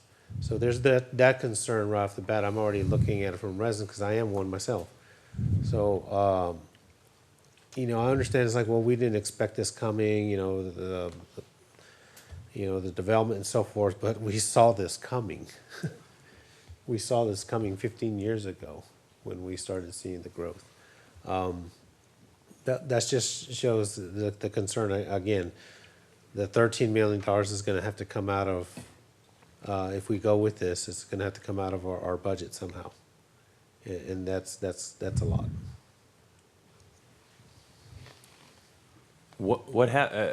I guess the other cities who you're asking for this money, is there been any pushback? Are they on board? So you're the first city I've been to make the Okay. presentation. I was at Canyon Regional Water Authority last night. Got many of the same questions that you have here today. Nobody is happy with the idea that we need more financing in order to complete the project. It impacts everybody's water rates in order to make that happen. However, the water is needed in the area, and so we're doing the best we can to get the project built to deliver the water where it's needed. Mayor Pro Tem, the easements, we're about 98% acquired on them, so we're not hitting up new landowners at this point in time. Everybody that we need easements from, we've already been in contact with and have worked through getting those easements in place. So I understand your concern, but we're not affecting new property owners that aren't aware of this. This is something that we've been working at for several years already. But it's not happy news. Nobody's receiving this news with excitement, that's for sure. So I have a question too.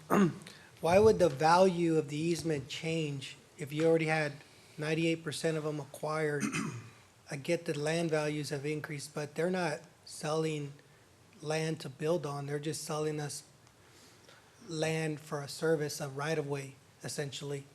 So, right, but the developers look at that as developable land that they are no longer able to achieve an investment income on. So they don't see it as sure, but they also would not be able to develop without the water there, on the other hand. So I get what you're saying, they would lose something, but they have more to gain by, Since we are not the Putting it- direct provider to them, as we are wholesale only, we don't have that type of a relationship with the landowner where we could say, you can tap into this line and get your water from this, and therefore it benefits your property directly. I agree with you 100%. I Indirectly, feel we're like we're bringing being water. squeezed, like we're being just Yes, squeezed. sir.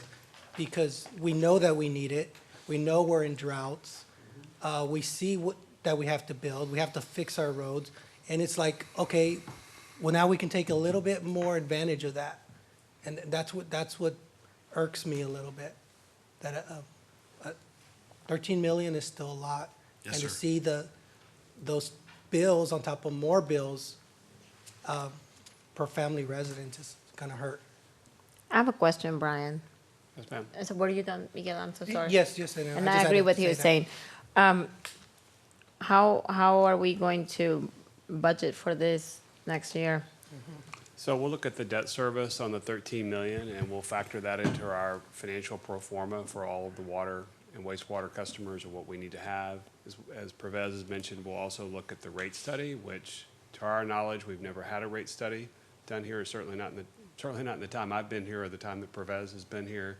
We haven't had a study which will look at the classifications of customers to determine are the rates that they're paying for their share of the cost. So that means multifamily rates, industrial rates, single-family residential rates, they'll all be looked at to make sure that they're paying their share of the cost. So that could have some customers, just by the nature with even out this cost, that you may have some that increase and some that fall based on that cost of service.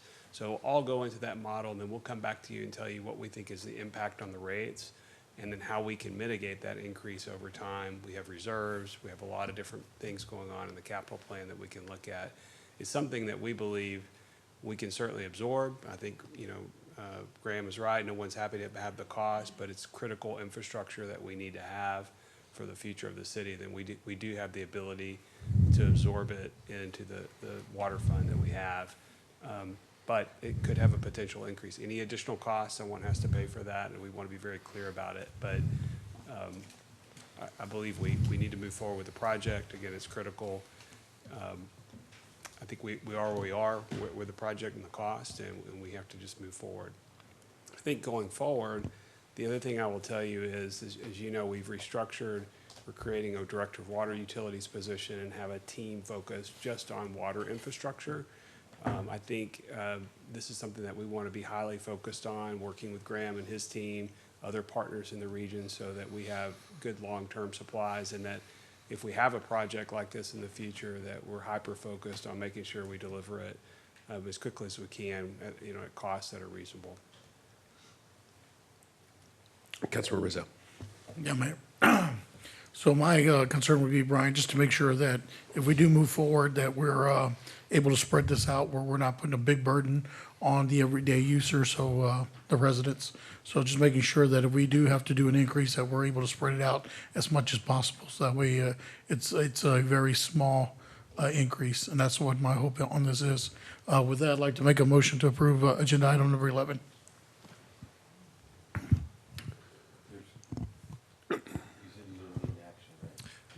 No, it's not a contract. Okay. Just the direction we need is to proceed with this and then to bring back Okay. an So item for action. I'd like to make a motion to direct staff to bring this back after going through it.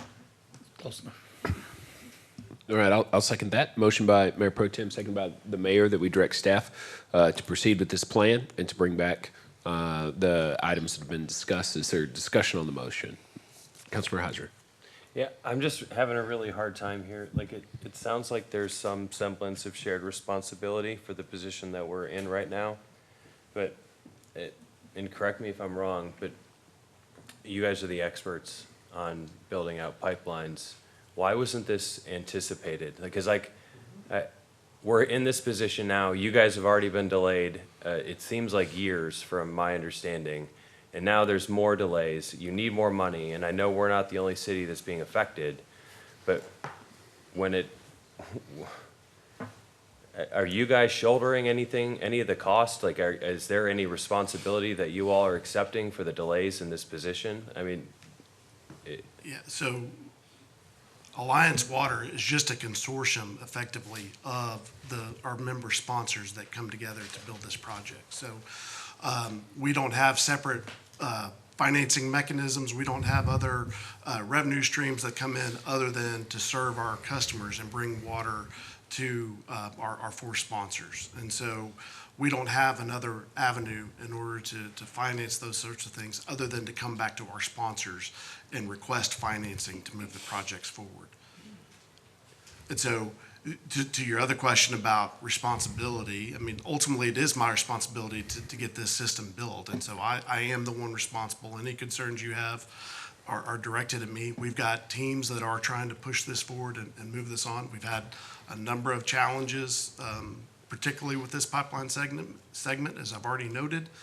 And it's unfortunate that we're in the situation where we are, but we are trying to identify ways to continue moving the project forward so we can get the infrastructure built and be able to deliver the water as quickly as we can. Is there any way that, and I don't know if this is legal, but where various aspects of the pipeline might cross into a TIRZ, that we could use TIRZ funds to cover the build of, or cover portions of this 13 million? I think it'd have to be covered in the project and financing plan of the TIRZ, which I don't believe any of these are contemplated to include. But I think we do have the capability in the water and wastewater funds to accommodate this cost. Again, it's 13 million, very significant. I don't want to minimize that, but it is spread with debt service over a 20-year period. So it's something that's manageable. We do also have strong reserves, 30 years, those 30-year periods of Pervez. So it's even longer than that. As you look at it in that context, it's not perhaps as significant on an individual year as you might think.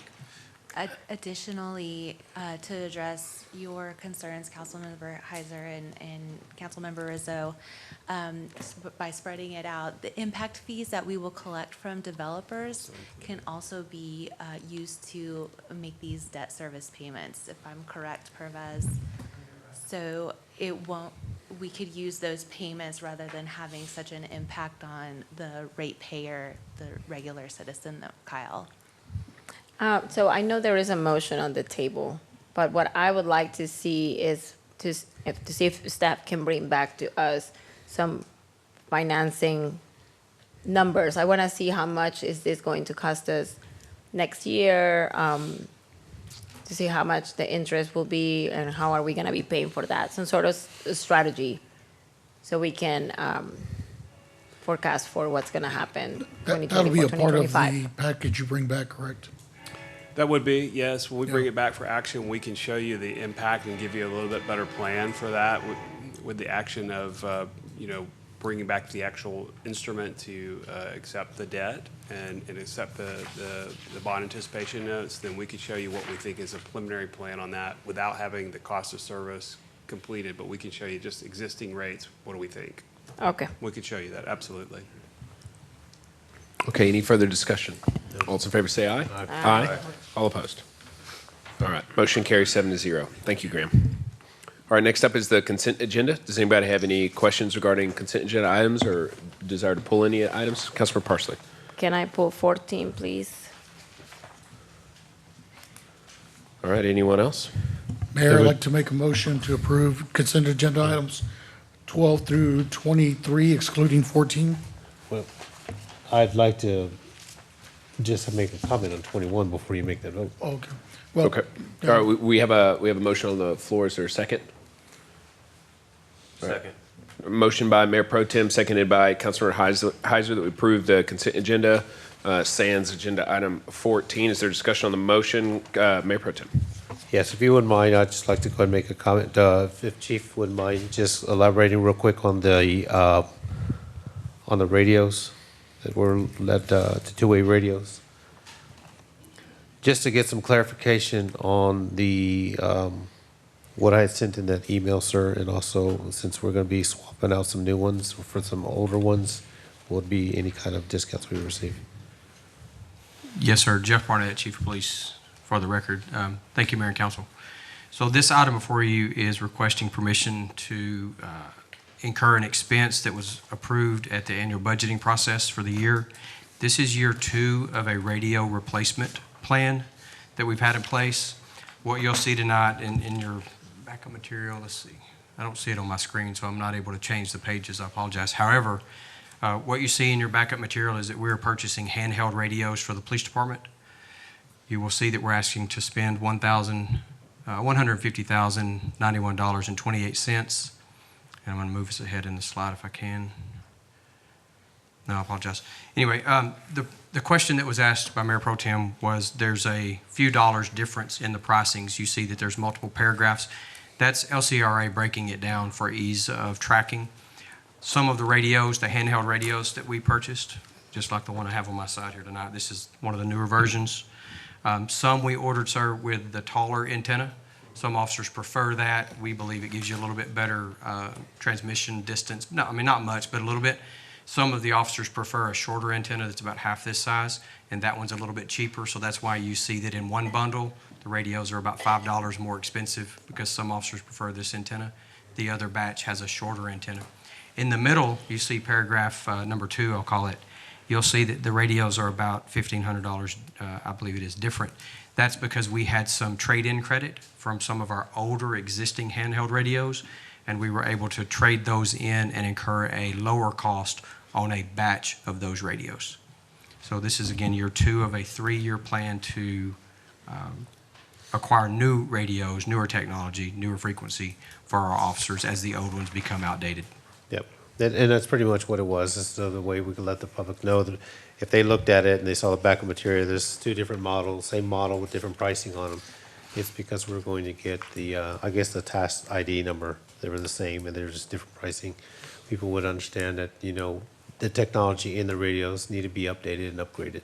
It does, absolutely. The older frequency band is no longer in use for public safety agencies, and we're kind of years behind that. That's why we had a 3-year or multi-year plan to get new ones.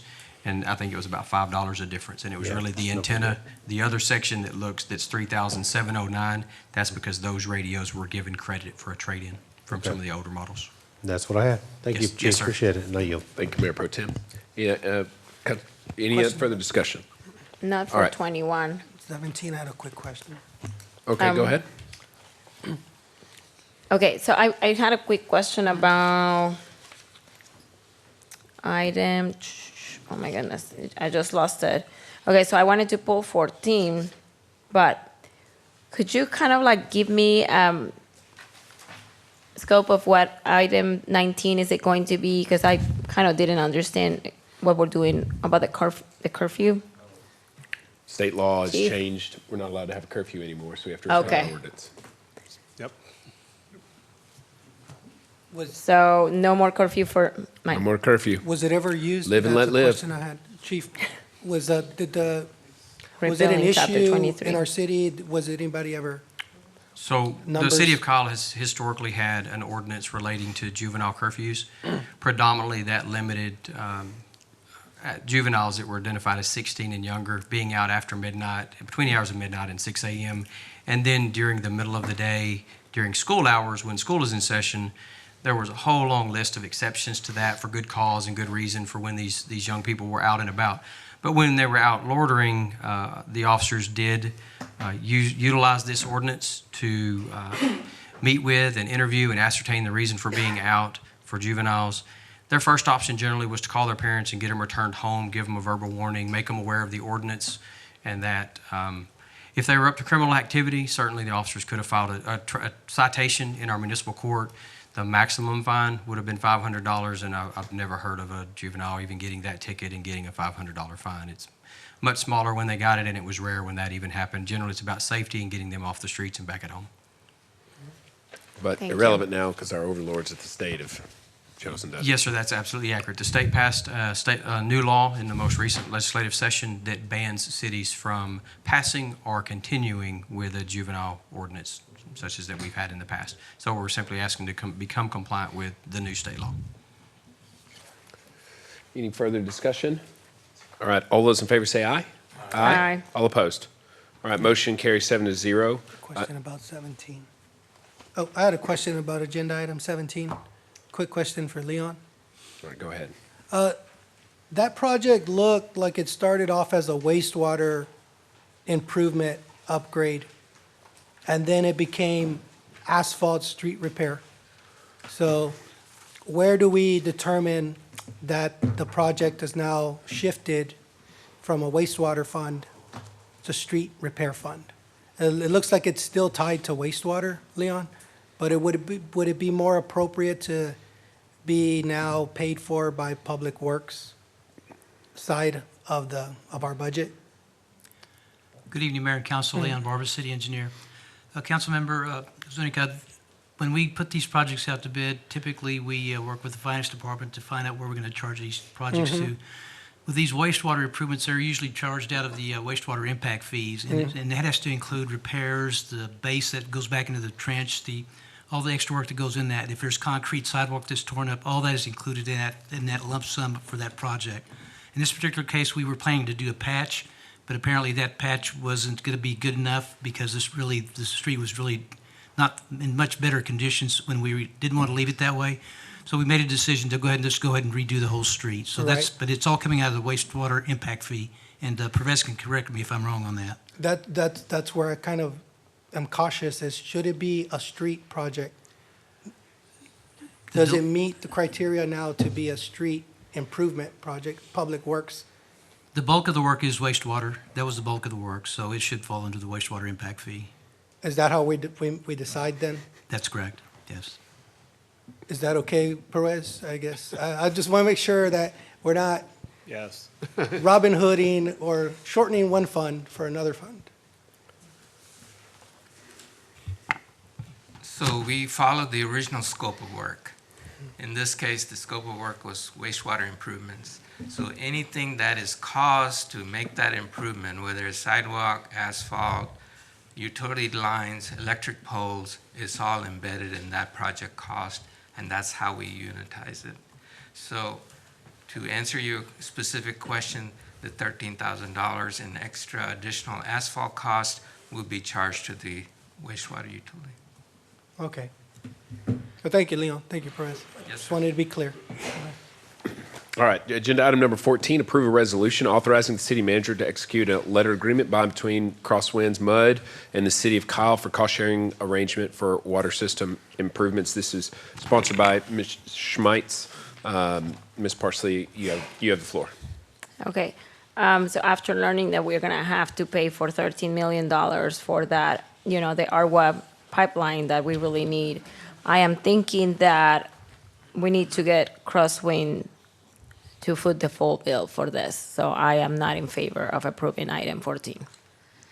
Yes, ma'am. Well, the reason that we are asking for $996,000 and some change is because roughly 21% of this project, the water storage tank, the water tower, some pump stations, some other controls, and other water infrastructure is for the betterment of the City of Kyle system.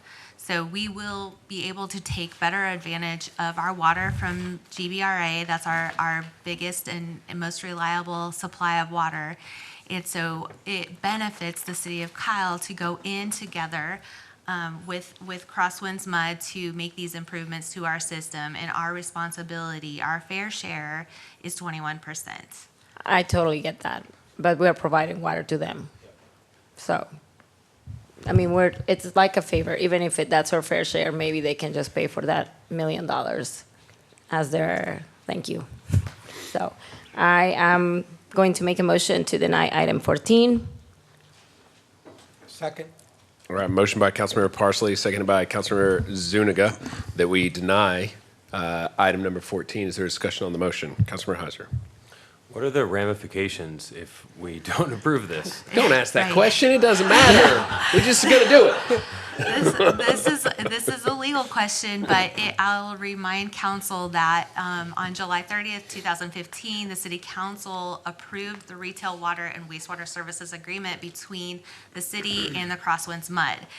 That agreement contemplated these improvements. And so now this letter agreement is basically spelling out how the city will pay for their share of these improvements that were authorized and contemplated in that original agreement in 2015. So I'll let Paige expand on the possibility of us being in breach of our contract from 2015. Is there any way that because we are providing water to them, I mean, we are taking that bill. I know they're paying with an extra fee because they're not within the city of Kyle. However, even the ARWA pipeline is going to benefit them, right? I'm not saying we don't do the improvements. Is there any way that they can pay for that 21% with their fees? Well, I mean, they're already paying for their costs to build the infrastructure necessary to serve their project, plus the costs to impact fees and tap fees and costs of service. So they're already paying for service, and they're paying an additional rate as outside rate payers. It's 30% above the city's in-city rates. So they are paying their rates. What this letter agreement is doing is just fulfilling the agreements that the parties have already made with respect to the city's cost participation. We're putting numbers to that. If it helps, the letter agreement provides that the city's cost participation, it's 21%, but it won't exceed that dollar figure that's set out in the agreement. I think the other thing I would say is these are improvements that, as Amber pointed out, they do benefit the water system in Kyle and Kyle City, the City of Kyle residents. So it's important that we construct these as pursuant to the 2015 agreement that we had. And these customers are paying not only their share of these costs, but they're paying their share of the ARWA costs too. So the $13 million that we talked about in the item before, that cost will be passed out to all of our ratepayers, including those in Crosswinds. So I guess maybe, well, whenever we do the rate study, and we can assess all of these improvements we're doing to include this 21%. It will be. It'll be all the costs that we have. We'll look at all of that and put it all in the plan. That's correct. Yeah. But we do need these improvements for the city of All Kyle right. system. I would like to retract my motion to deny 14. Is that amenable to the second? Second. No, hang on, I'm talking to Zuniga. I'll retract my second, All right. as long as we're all I'm rolling sharing my the- eyes, I can see my brain. Since we're all sharing this new ARWA increase. All right. We're back to ground zero. Got a motion to approve? I'm going to begrudgingly make a motion to approve item 14. 14. Second. All right, motion by Councilmember Heiser, seconded by Councilmember Rizzo that we approve agenda item number 14. Is there any further discussion? Mayor Pro Tem. Okay, just summarize again what we're just talking about when we're saying, okay, well, we'll just, as this development comes up with ARWA, we're just going to get the developers to come in and do their share. Okay, and this is kind of where we're in right now. So what's going to happen, councils later from now are going to be in the same situation to where it's like, oh, wait a minute, now we've got to pay our share of the development when the developers are the ones that are coming in anyway. So that's kind of where I think where we're seeing it on that end. It's like, okay, now why are we paying this $1 million for something that may have been approved before? But then again, are we going to be, how can we guarantee the people east on when that development comes through or when that pipeline comes through, that developers are going to be on board to cover 100% of that or a percentage? And so, of course, it's going to come later on. You understand what I'm getting at? So that's kind of why this analysis needs to be kind of spot on point to where if we're going to put something in place like a comprehension plan for East Side development, that they're going to have to, developers that are going to come in, they want to build their nice little fancy neighborhoods and everything else, they're going to have to pay their share of when it comes to the water. Because again, it's the residents that are going to be paying for it. But why should the city have to flip the majority of the bill?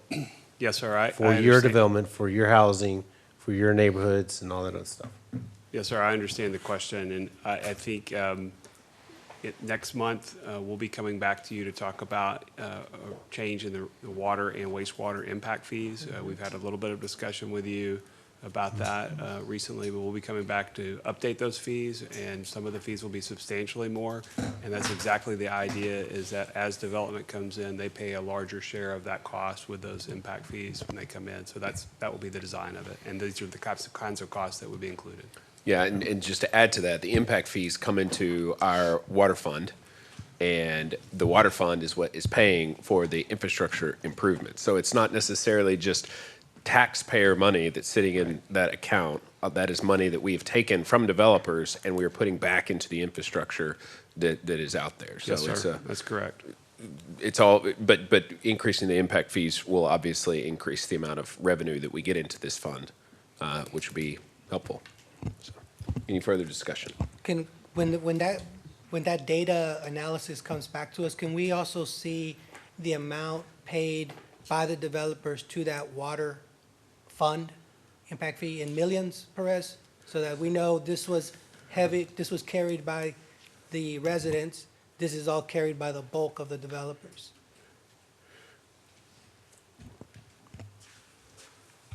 Yes, sir, we can provide you detail as to how much we bring in water impact fee and wastewater impact fee each year.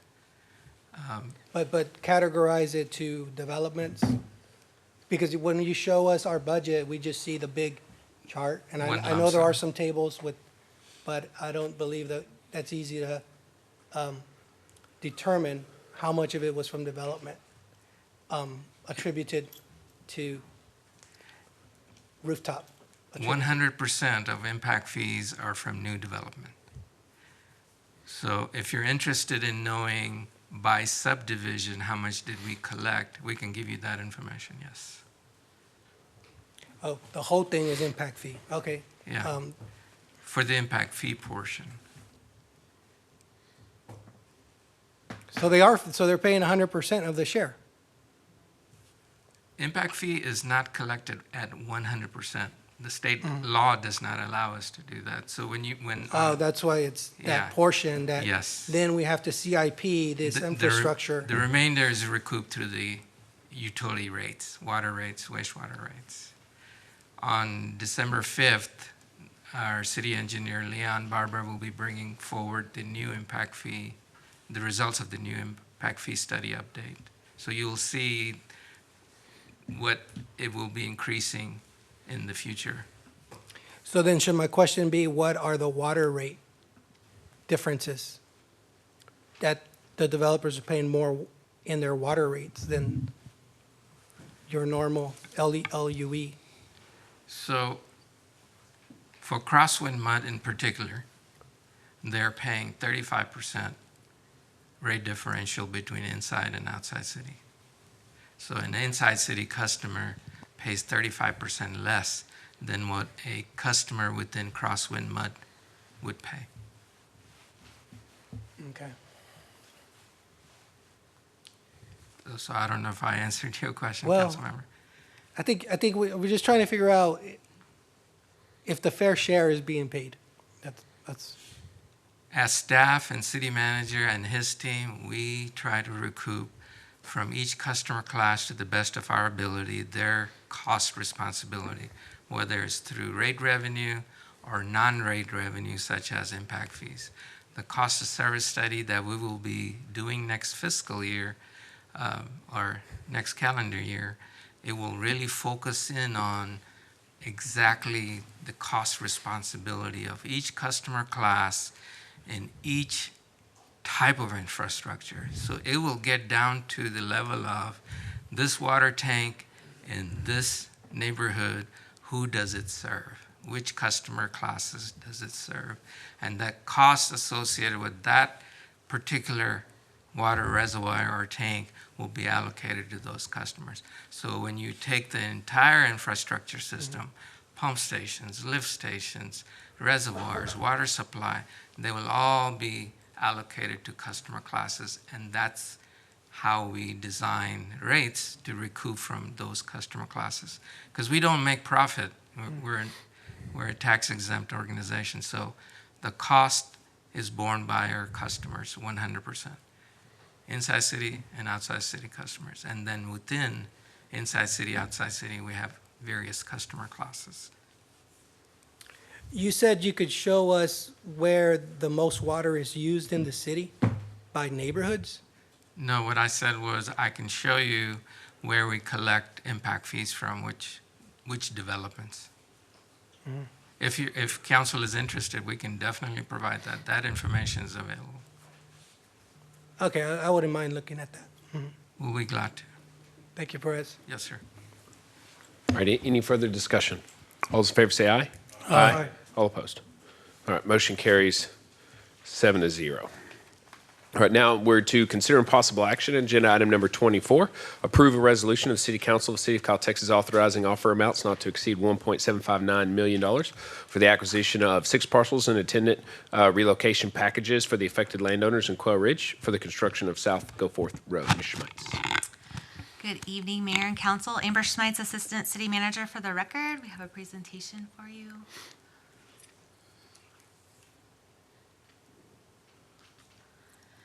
So this background of this topic, on May 2nd, 2023, the City Council directed staff to follow up with the residents at the Quail Ridge neighborhood regarding the location of South Goforth Road as contemplated in the city's transportation master plan.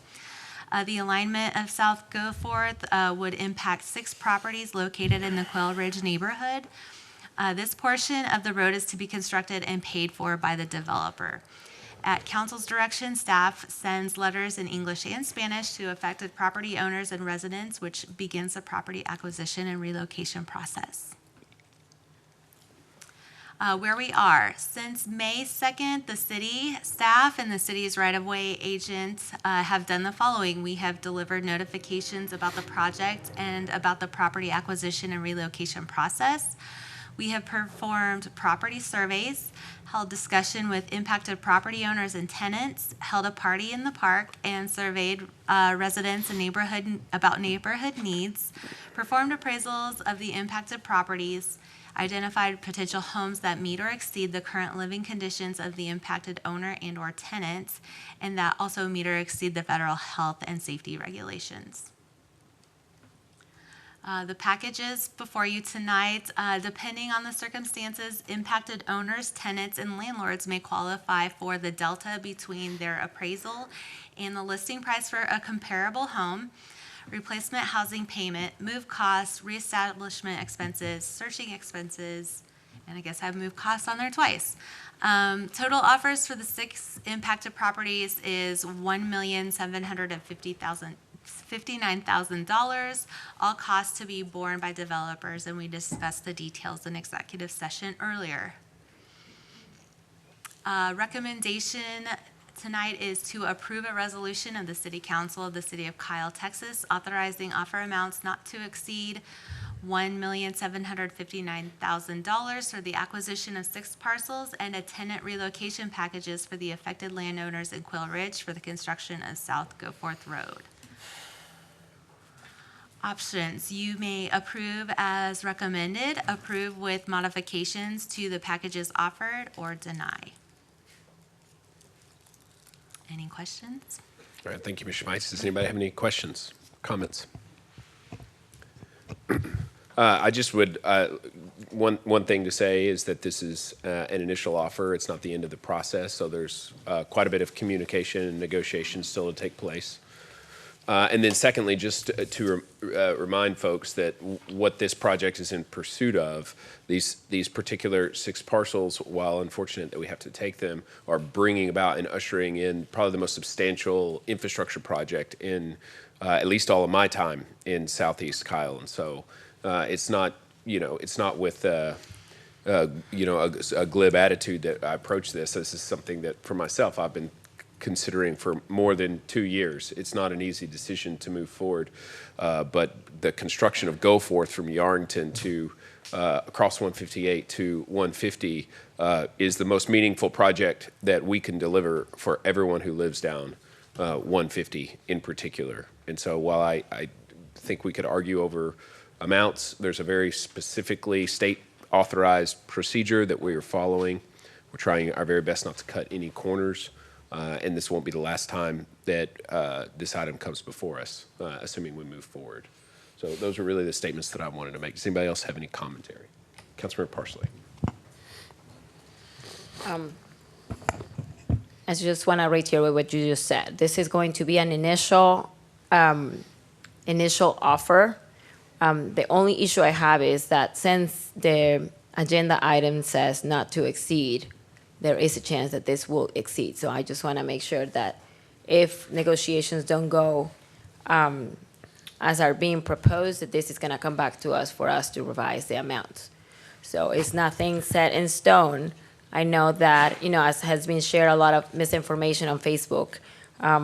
This has been assessed and reviewed by our staff and by the members of, I believe it's a statewide. So this is just going to be, just to make sure, an initial amount for us to start negotiating with these property owners. Correct, yes, ma'am. So this provides the authority for us to go to the property owners and make this as an initial offer to them, and then we will bring back the results of those conversations to the city council for consideration, possible approval. But yes, there will be another chance for y'all to make decisions about these packages and what that looks like. What's been how have you been received by the homeowners? Are they So working with stateside? Yes, they are working well with stateside. So far it's been received very well. The property owners have not yet seen the packages because we are waiting on authorization from the city council tonight. But we believe that these packages will be also received well by the property owners. That's good to hear. Thank you, Amber. Mayor Pro Tem. Yes, thank you, Mayor. This has been very, very hard, this from the beginning. And because, again, we are talking about individuals that have been living there for many, many years, even decades. I know there's a lot of details and a lot of questions that everybody has, but unfortunately, due to the executive session, we've got to abide by that, which I don't agree with. But again, who agrees with me a lot of times? But I'm just wanting to let the residents know that we hear you on this, and I will continue to advocate for you. I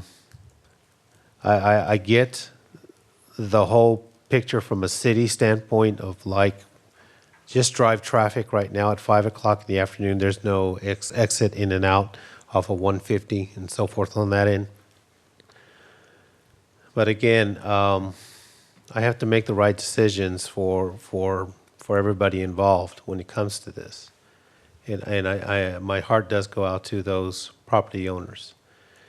I just want to make sure that going forward, that the city does its very best to minimize any of these property owners that are impacted. Okay? These are their homes. These are their memories. I get it, development. We've seen it. It's very bittersweet for me. Of course, we always talk about me growing up here when this little town was only 2,100, but we just got to make sure we do this correctly, and we got to make sure that everybody that's affected is heard. And it just really affects me on that end. We have to go this route, but then again, on the flip side as well, we're also going to be possibly in the same position a couple of years from now when we're talking about the road bond. And so we have to prepare ourselves for this type of situation. But that's pretty much what I'd have to say, Mayor, on that end. And you know where I feel on this. And we've had conversations, and Mr. Brian Langley, you know where I stand on a lot of this. We've had email conversations back and forth. I just want to let the residents know that I hear you, and I will continue to do what is best for you first.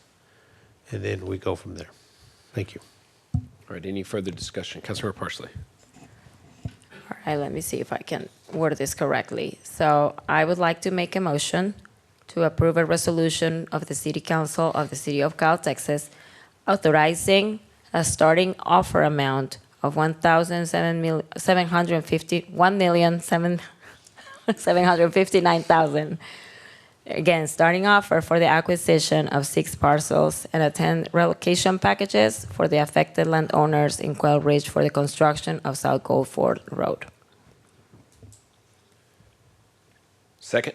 All right, motion by Councilmember Parsley, seconded by the mayor, that we approve agenda item 24. Is there discussion on that motion? Councilmember Heiser. Is there any issue with the word starting being written into the motion? Evening, Mayor, Council, Kent Sick here. I don't know that there's an issue with it being starting. I think there's a strong chance that some of these folks may actually accept their offer. So I think that the resolution is worded, contemplates that it could be a starting position, or it could just be something that they accept. But the wording of the motion is up to you guys, but or the resolution. But I think the way it was worded covers the fact that it could be a starting point. All right. Any further discussion? We're not gonna redo the motion. It's fine. You mean I can't make her read that all over again? No. I don't think it changes the You material. just want to hear me say the numbers wrong, right?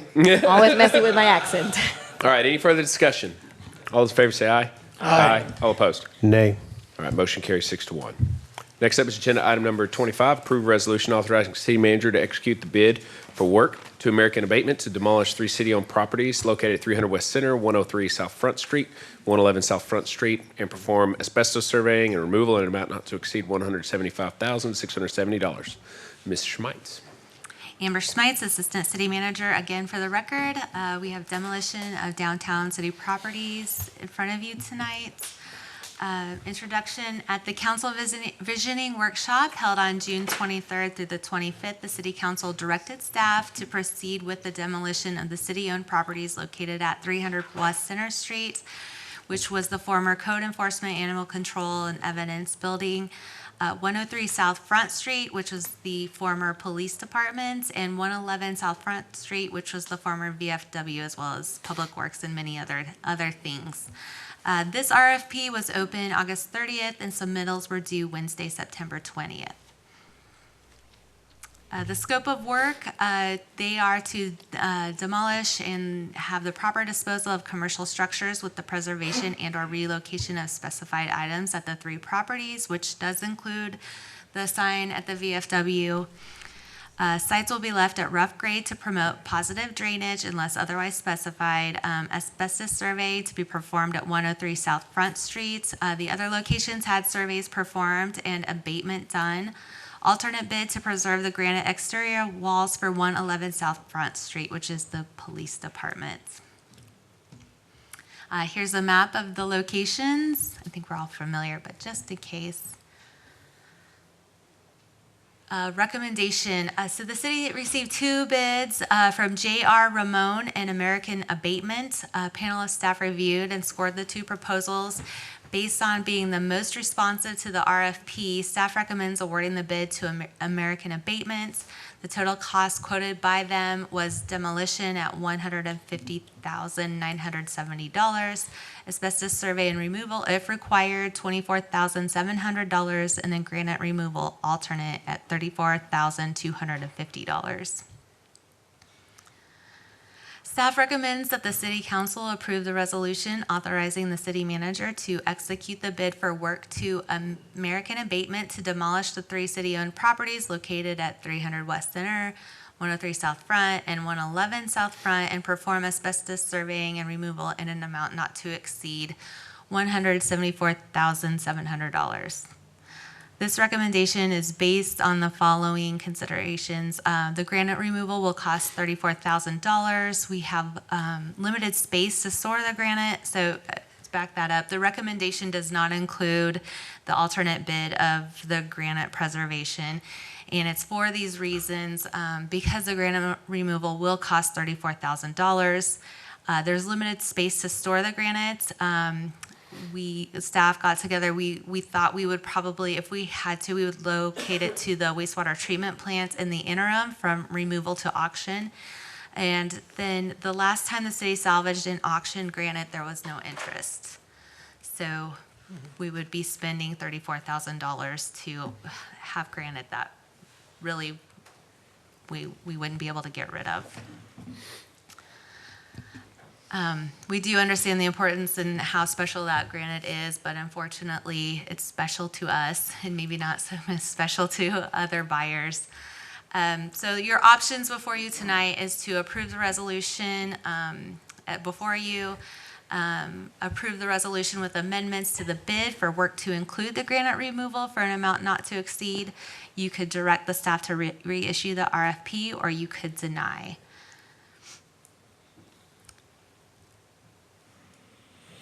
And if there are any questions, I can take those now. I can also speak to, conversations that were had during the council visioning workshop about the strategic vision for downtown and kind of reimagining downtown. And so while it's very hard to demolish buildings that are special in downtown and have been special to so many people, and I believe that everybody feels that they have an ownership in a downtown, in a community, and we all should feel that way.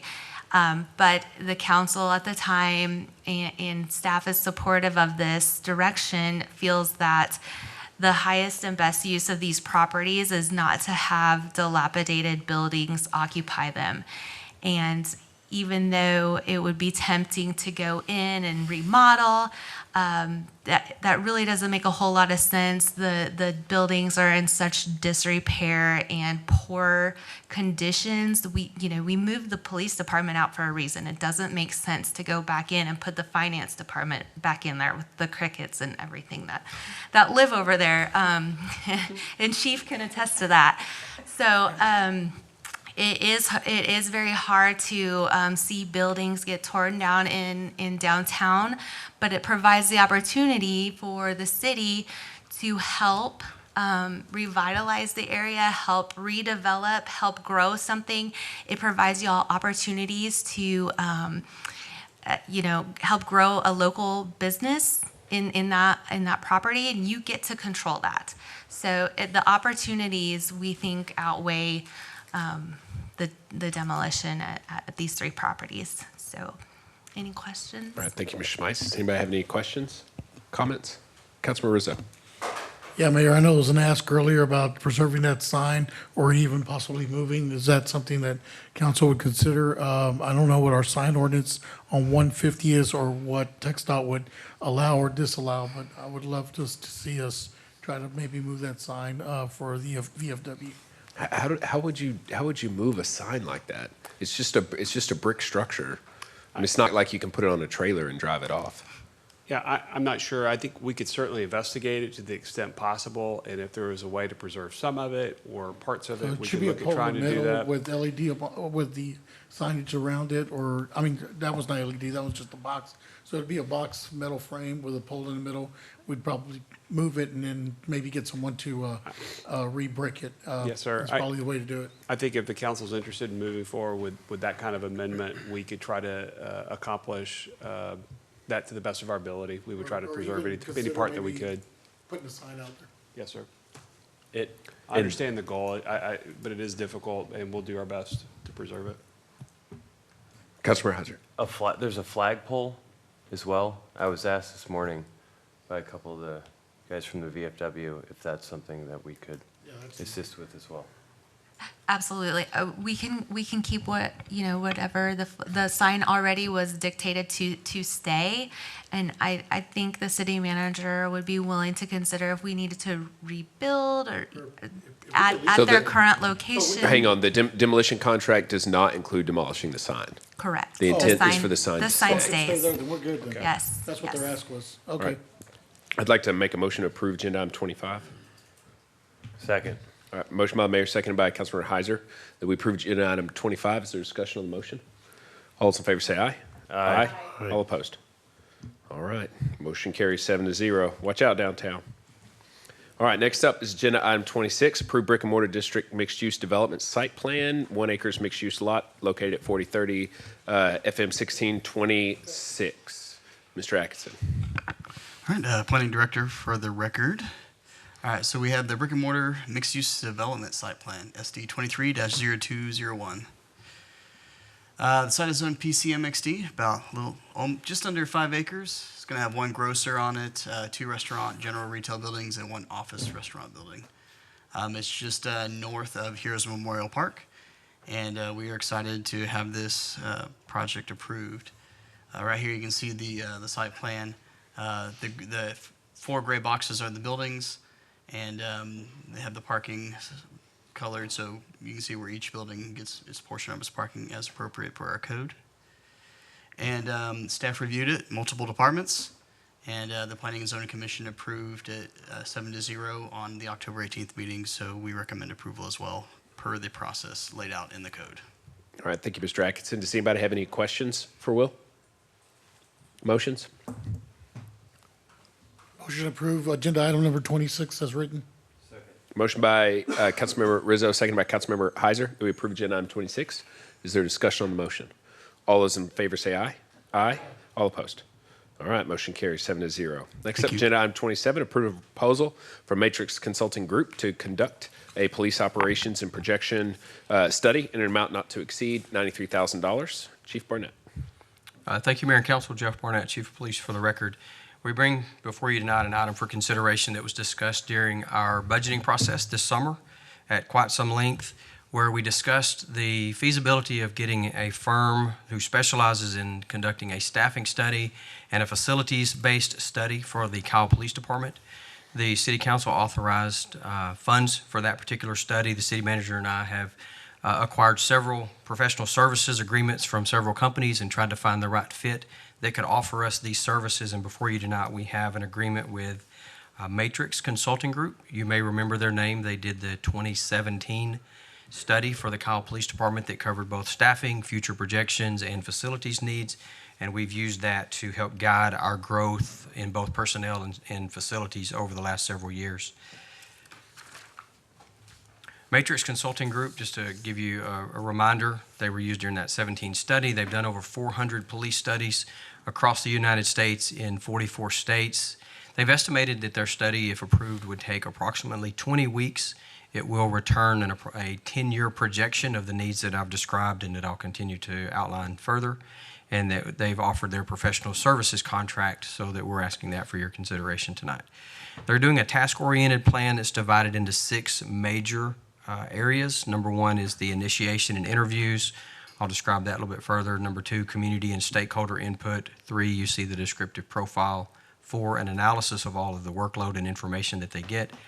Number 5, they're going to conduct those studies and analysis and give us a projection for future service demands, staffing, and facilities needs. And lastly, in step 6, they're going to return you a full report with all of the information for your review. In task 1, just a few highlights to mention. They will meet with city officials and the management team. They meet with members of the police department, members of the Kyle Police Officers Association. They'll conduct interviews with key stakeholders that are identified throughout the process. In number 2, you will see that we have a section in here. We've asked them to specifically and additionally acquire community input, and as you would expect, employee input as well. They will conduct at least 2 community engagement meetings to get community stakeholder input. They'll conduct numerous employee meetings and surveys. They'll review each functional area of police operations. Number 3, they'll move on to the descriptive profile, where they're basically going to gather a lot of information from the police department and how we operate and what our numbers look like. They will do an analysis of that. Number 5, they're going to give you the projections for future service demands, staffing, and facility needs for the next 10 years. And number 6, they're going to give you a full in-depth report to make sure that you have all of your questions answered, and we can use that in future budgeting processes and discussions to grow the police department over the 10 years. It will act as a guide. And I've relied on the city manager to help me with this process. It's a company also that I think he's been familiar with over the years as well, but I just want to make sure I cover everything that is of significance that we want to outline. I'll just reiterate that the City Council did authorize $100 or set that aside for our current budget. The cost estimate that has come in from Matrix at this point is approximately $93,000, and we do have that item budgeted, and staff would recommend approval.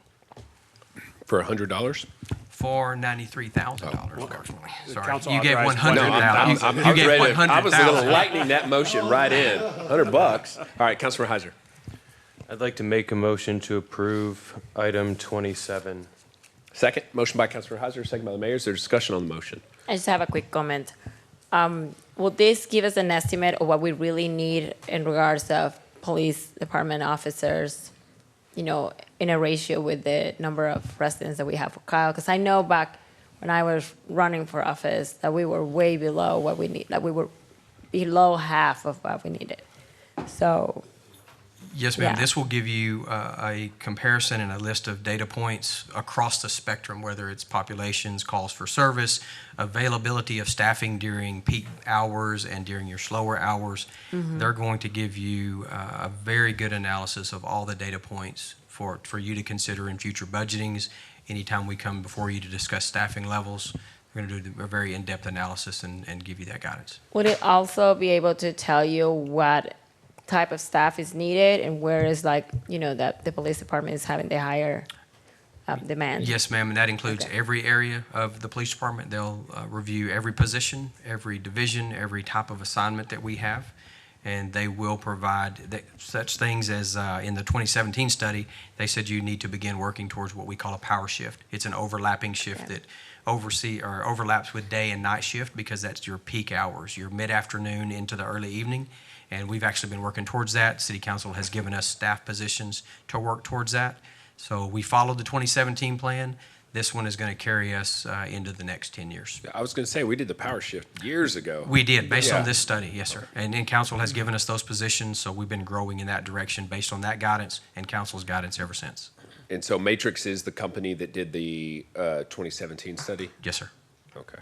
Mayor. They did the facility needs study as well? So they didn't do the initial facility needs only. That was a different company in the earlier years. What they did was when they did their staffing study, they also accommodated what space needs that staffing would need. So they accompanied, when you hire these employees, how much space you're going to need for them. Many years earlier, we kind of hired a company to do the space needs first, and they accompanied a backwards, how many officers do you think you're going to need? So very similar, but backwards direction. Councilman Rizzo. Yeah, just real quick. Yeah, definitely. I'm glad that they're going to go through all the aspects because we already know that when you're going through population per officer, that's something that's outdated, no longer looked at. It's more about population, calls for service, so that way you identify the type of officers you're needing, whether it's victim services, whether it's investigation, or if it's patrol. So, or it could be even motor, right? So that's what I'm really excited that they're going to go in that aspect and not be going with some outdated. This is a full scope Yeah. study for the city. So yes, sir, it'll cover everything. Thank you, Chief. Yes, sir. So Chief, yes, the criteria that I would be interested in seeing is like the patrols, how much in each neighborhood patrols are. I know we are short on officers, so that kind of, and the calls per area of the city, so make sure we're keeping everybody safe. Yes, sir, right? we'll make sure of it. And that we don't have a shortages there. Absolutely. Yes, sir, we'll make sure of it. That's what they intend to do, and we'll make sure they do what they say. Yes, sir. Thank you. Yes, sir. Any further discussion? All those in favor say aye. Aye. All opposed? Motion carries 7-0. All right, next up is agenda item number 28. Sorry, Stephanie. Consideration and approval of a resolution setting public hearing for the creation of tax increment reinvestment zone number 5. Good evening, Mayor. City Council Member Stephanie Leiby with Norton Rose Fulbright, Bond Counsel for the city. This resolution that you have before you tonight is just a resolution that calls a public hearing for TIRZ number 5. If you all recall, we adopted a similar resolution a couple of months ago when Newquest came in and provided their council update for the Caraway Tract and that development. Shortly after council adopted that resolution, it became apparent that there were further negotiations that needed to go on with the developer, and we were not going to meet the original council meeting date to bring forward that resolution and create the TIRZ. So instead of continuing along the project or along that timeline and paying for newspaper publication costs and then having to bring an action item for agenda, or bring an action item to council and continuously delay it. We decided to abandon that resolution, finish negotiations with the developer, and then restart the process. And so that's where we are tonight. So the resolution that you have for you is for the same project that you all had previously advised to move forward with. And a public hearing for TIRZ number 5 would be called and held on December 5th of 2023 if you all adopt the resolution tonight. So happy to answer any questions that you all may have about the resolution. All right, thank you, Ms. Libby. Does anybody have any questions? Motion to approve? So I do have a question. So are we going to approve a resolution to create TIRZ number 5, but we have not approved the project yet? We'll call the public hearing for December 5th. December 5th, we'll have the public hearing on creation. And after that public hearing is held, you'll have the option to create the tax increment and reinvestment zone at that time.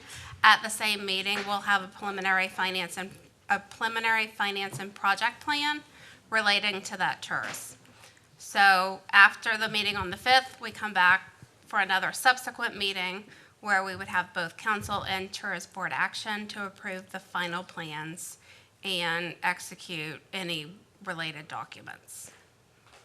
Is there any way that we can postpone this until we finish negotiation with them and we decide if we do want to proceed with that project? Well, we believe that we have a deal to present to you in December. In closed session, we're going to brief you on the latest developments in the negotiations tonight. We'd like to do that after the regular meeting. And to keep us on track with having the council a chance to consider the deal in December, would recommend this to you tonight so that you call the public hearing. Certainly does not preclude you from voting not to approve the deal in the future, but it keeps us on schedule. This is just pretty much to get a public hearing going. That's it. Yes, sir. Councilor Heiser. I'd like to make a motion to approve number 28. All right, motion by Councilmember Heiser, seconded by Councilmember Rizzo, that we approve agenda item number 28. Is there discussion on the motion? All those in favor say aye. Aye. All opposed? Nay. All right, motion carries 6-1. Thank you. Before I move on, is there any objection to finally passing agenda item number 19? It's the curfew item. All right, seeing none, it's finally passed. All right, next up, agenda item 29, considering possible action to appoint new members to the Sportsplex Task Force. Sorry. Councilmember Heiser, Councilmember Zuniga. Thank you, Mayor.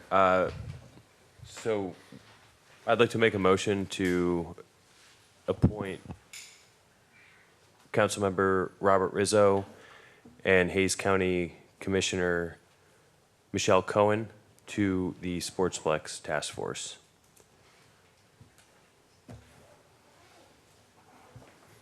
Second that. All right. Motion by Councilmember Heiser, seconded by Councilmember Zuniga, that we appoint Councilmember Rizzo and Michelle Cohen to the task force. So that leaves 3 council members on the task force. It also brings in County Commissioner. I believe y'all have spoken to her, correct? Mm-hmm. And she's amenable to that. I think that's important to get county representation because it's a split project. They're literally paying exactly half the cost. So that makes a lot of sense to me. Does anybody have any comments? Mayor Pro Tem. Whatever happened to keeping it to District 4? I know. I don't agree with that at all, personally. I know that was very adamant, and to make sure that that District 4 seat have that seat on the task force. Why were you? Well, she's still on the task force. But when it's done, right? When it's done, we all said we keep it at District 4. Well, we didn't all say that. That's what Ashley. That was her opinion that she stated. I went back and watched it. That was what Ashley had preferred to have it as, sorry, Ashley. as the District 4 person that would have her seat, that would be still on that if approved. Mayor Heiser and the mayor live in District 4, don't they? Because the mayor was going to. We're waiting for after elections. Yeah. To decide if he was going to stay on it or not, or. Well, I'll tell you what my actual preference would be when when Councilmember Bradshaw steps down, would actually just be to leave it as it is. with Rizzo, Heiser, and Cohen. That gives all of us a little bit more flexibility in terms of how we engage with the city, so we're not worrying about quorum quite so much. We still have to obviously be careful of that.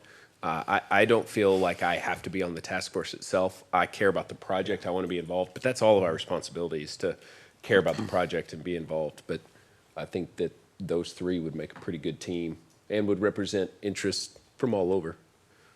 But just my thoughts.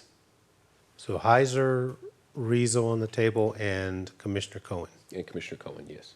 And then we can, once the runoff is over, if we want to bring it back forward and make adjustments to that, obviously that's something we certainly can. Any further discussion? Councilmember Rizzo. I know during watching the meeting, I noted there was a lot of commentary about East Side representation, and I want to share everybody that Commissioner Cohen lives on the East Side. She definitely represents that district as well, and I believe has really worked diligently in District 2 and in the East Side, so I feel confident that she's going to be a good representative there. I've myself done a lot of work on the East Side as well, and so I think that we're definitely going to do a good job of representing the East Side, and I look forward to being a part of this task force. I look forward to the Sportsplex and putting in my experience in being in sports most of my life, either as a coach or with my kids. I look forward to sharing my knowledge with this body and the task force. All right, any further discussion? All those in favor say aye. Aye. All opposed? All right, motion carries 7-0. Anything else?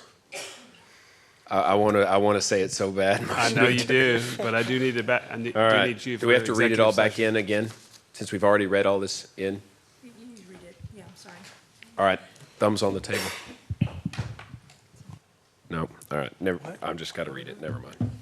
All right, pending or pursuant to section, chapter 551 Texas Government Code, City Council reserves the right to convene to executive session from time to time as deemed necessary. We may convene according to chapter 551 Texas Government Code, pending or contemplated litigation. We don't need any of those, do we? Possible purchase, exchange, lease, or value of real estate pursuant to section 551.072 to deliberate the purchase of real property for public purchase, purchase of property for city facilities and public purchases, and agenda item number 4, convene to executive session pursuant to section 551.087, project hot pursuit. So I got property acquisition, I got project hot pursuit. Is that good? All right. Taking now, motion to adjourn. Second. All right, we're adjourned.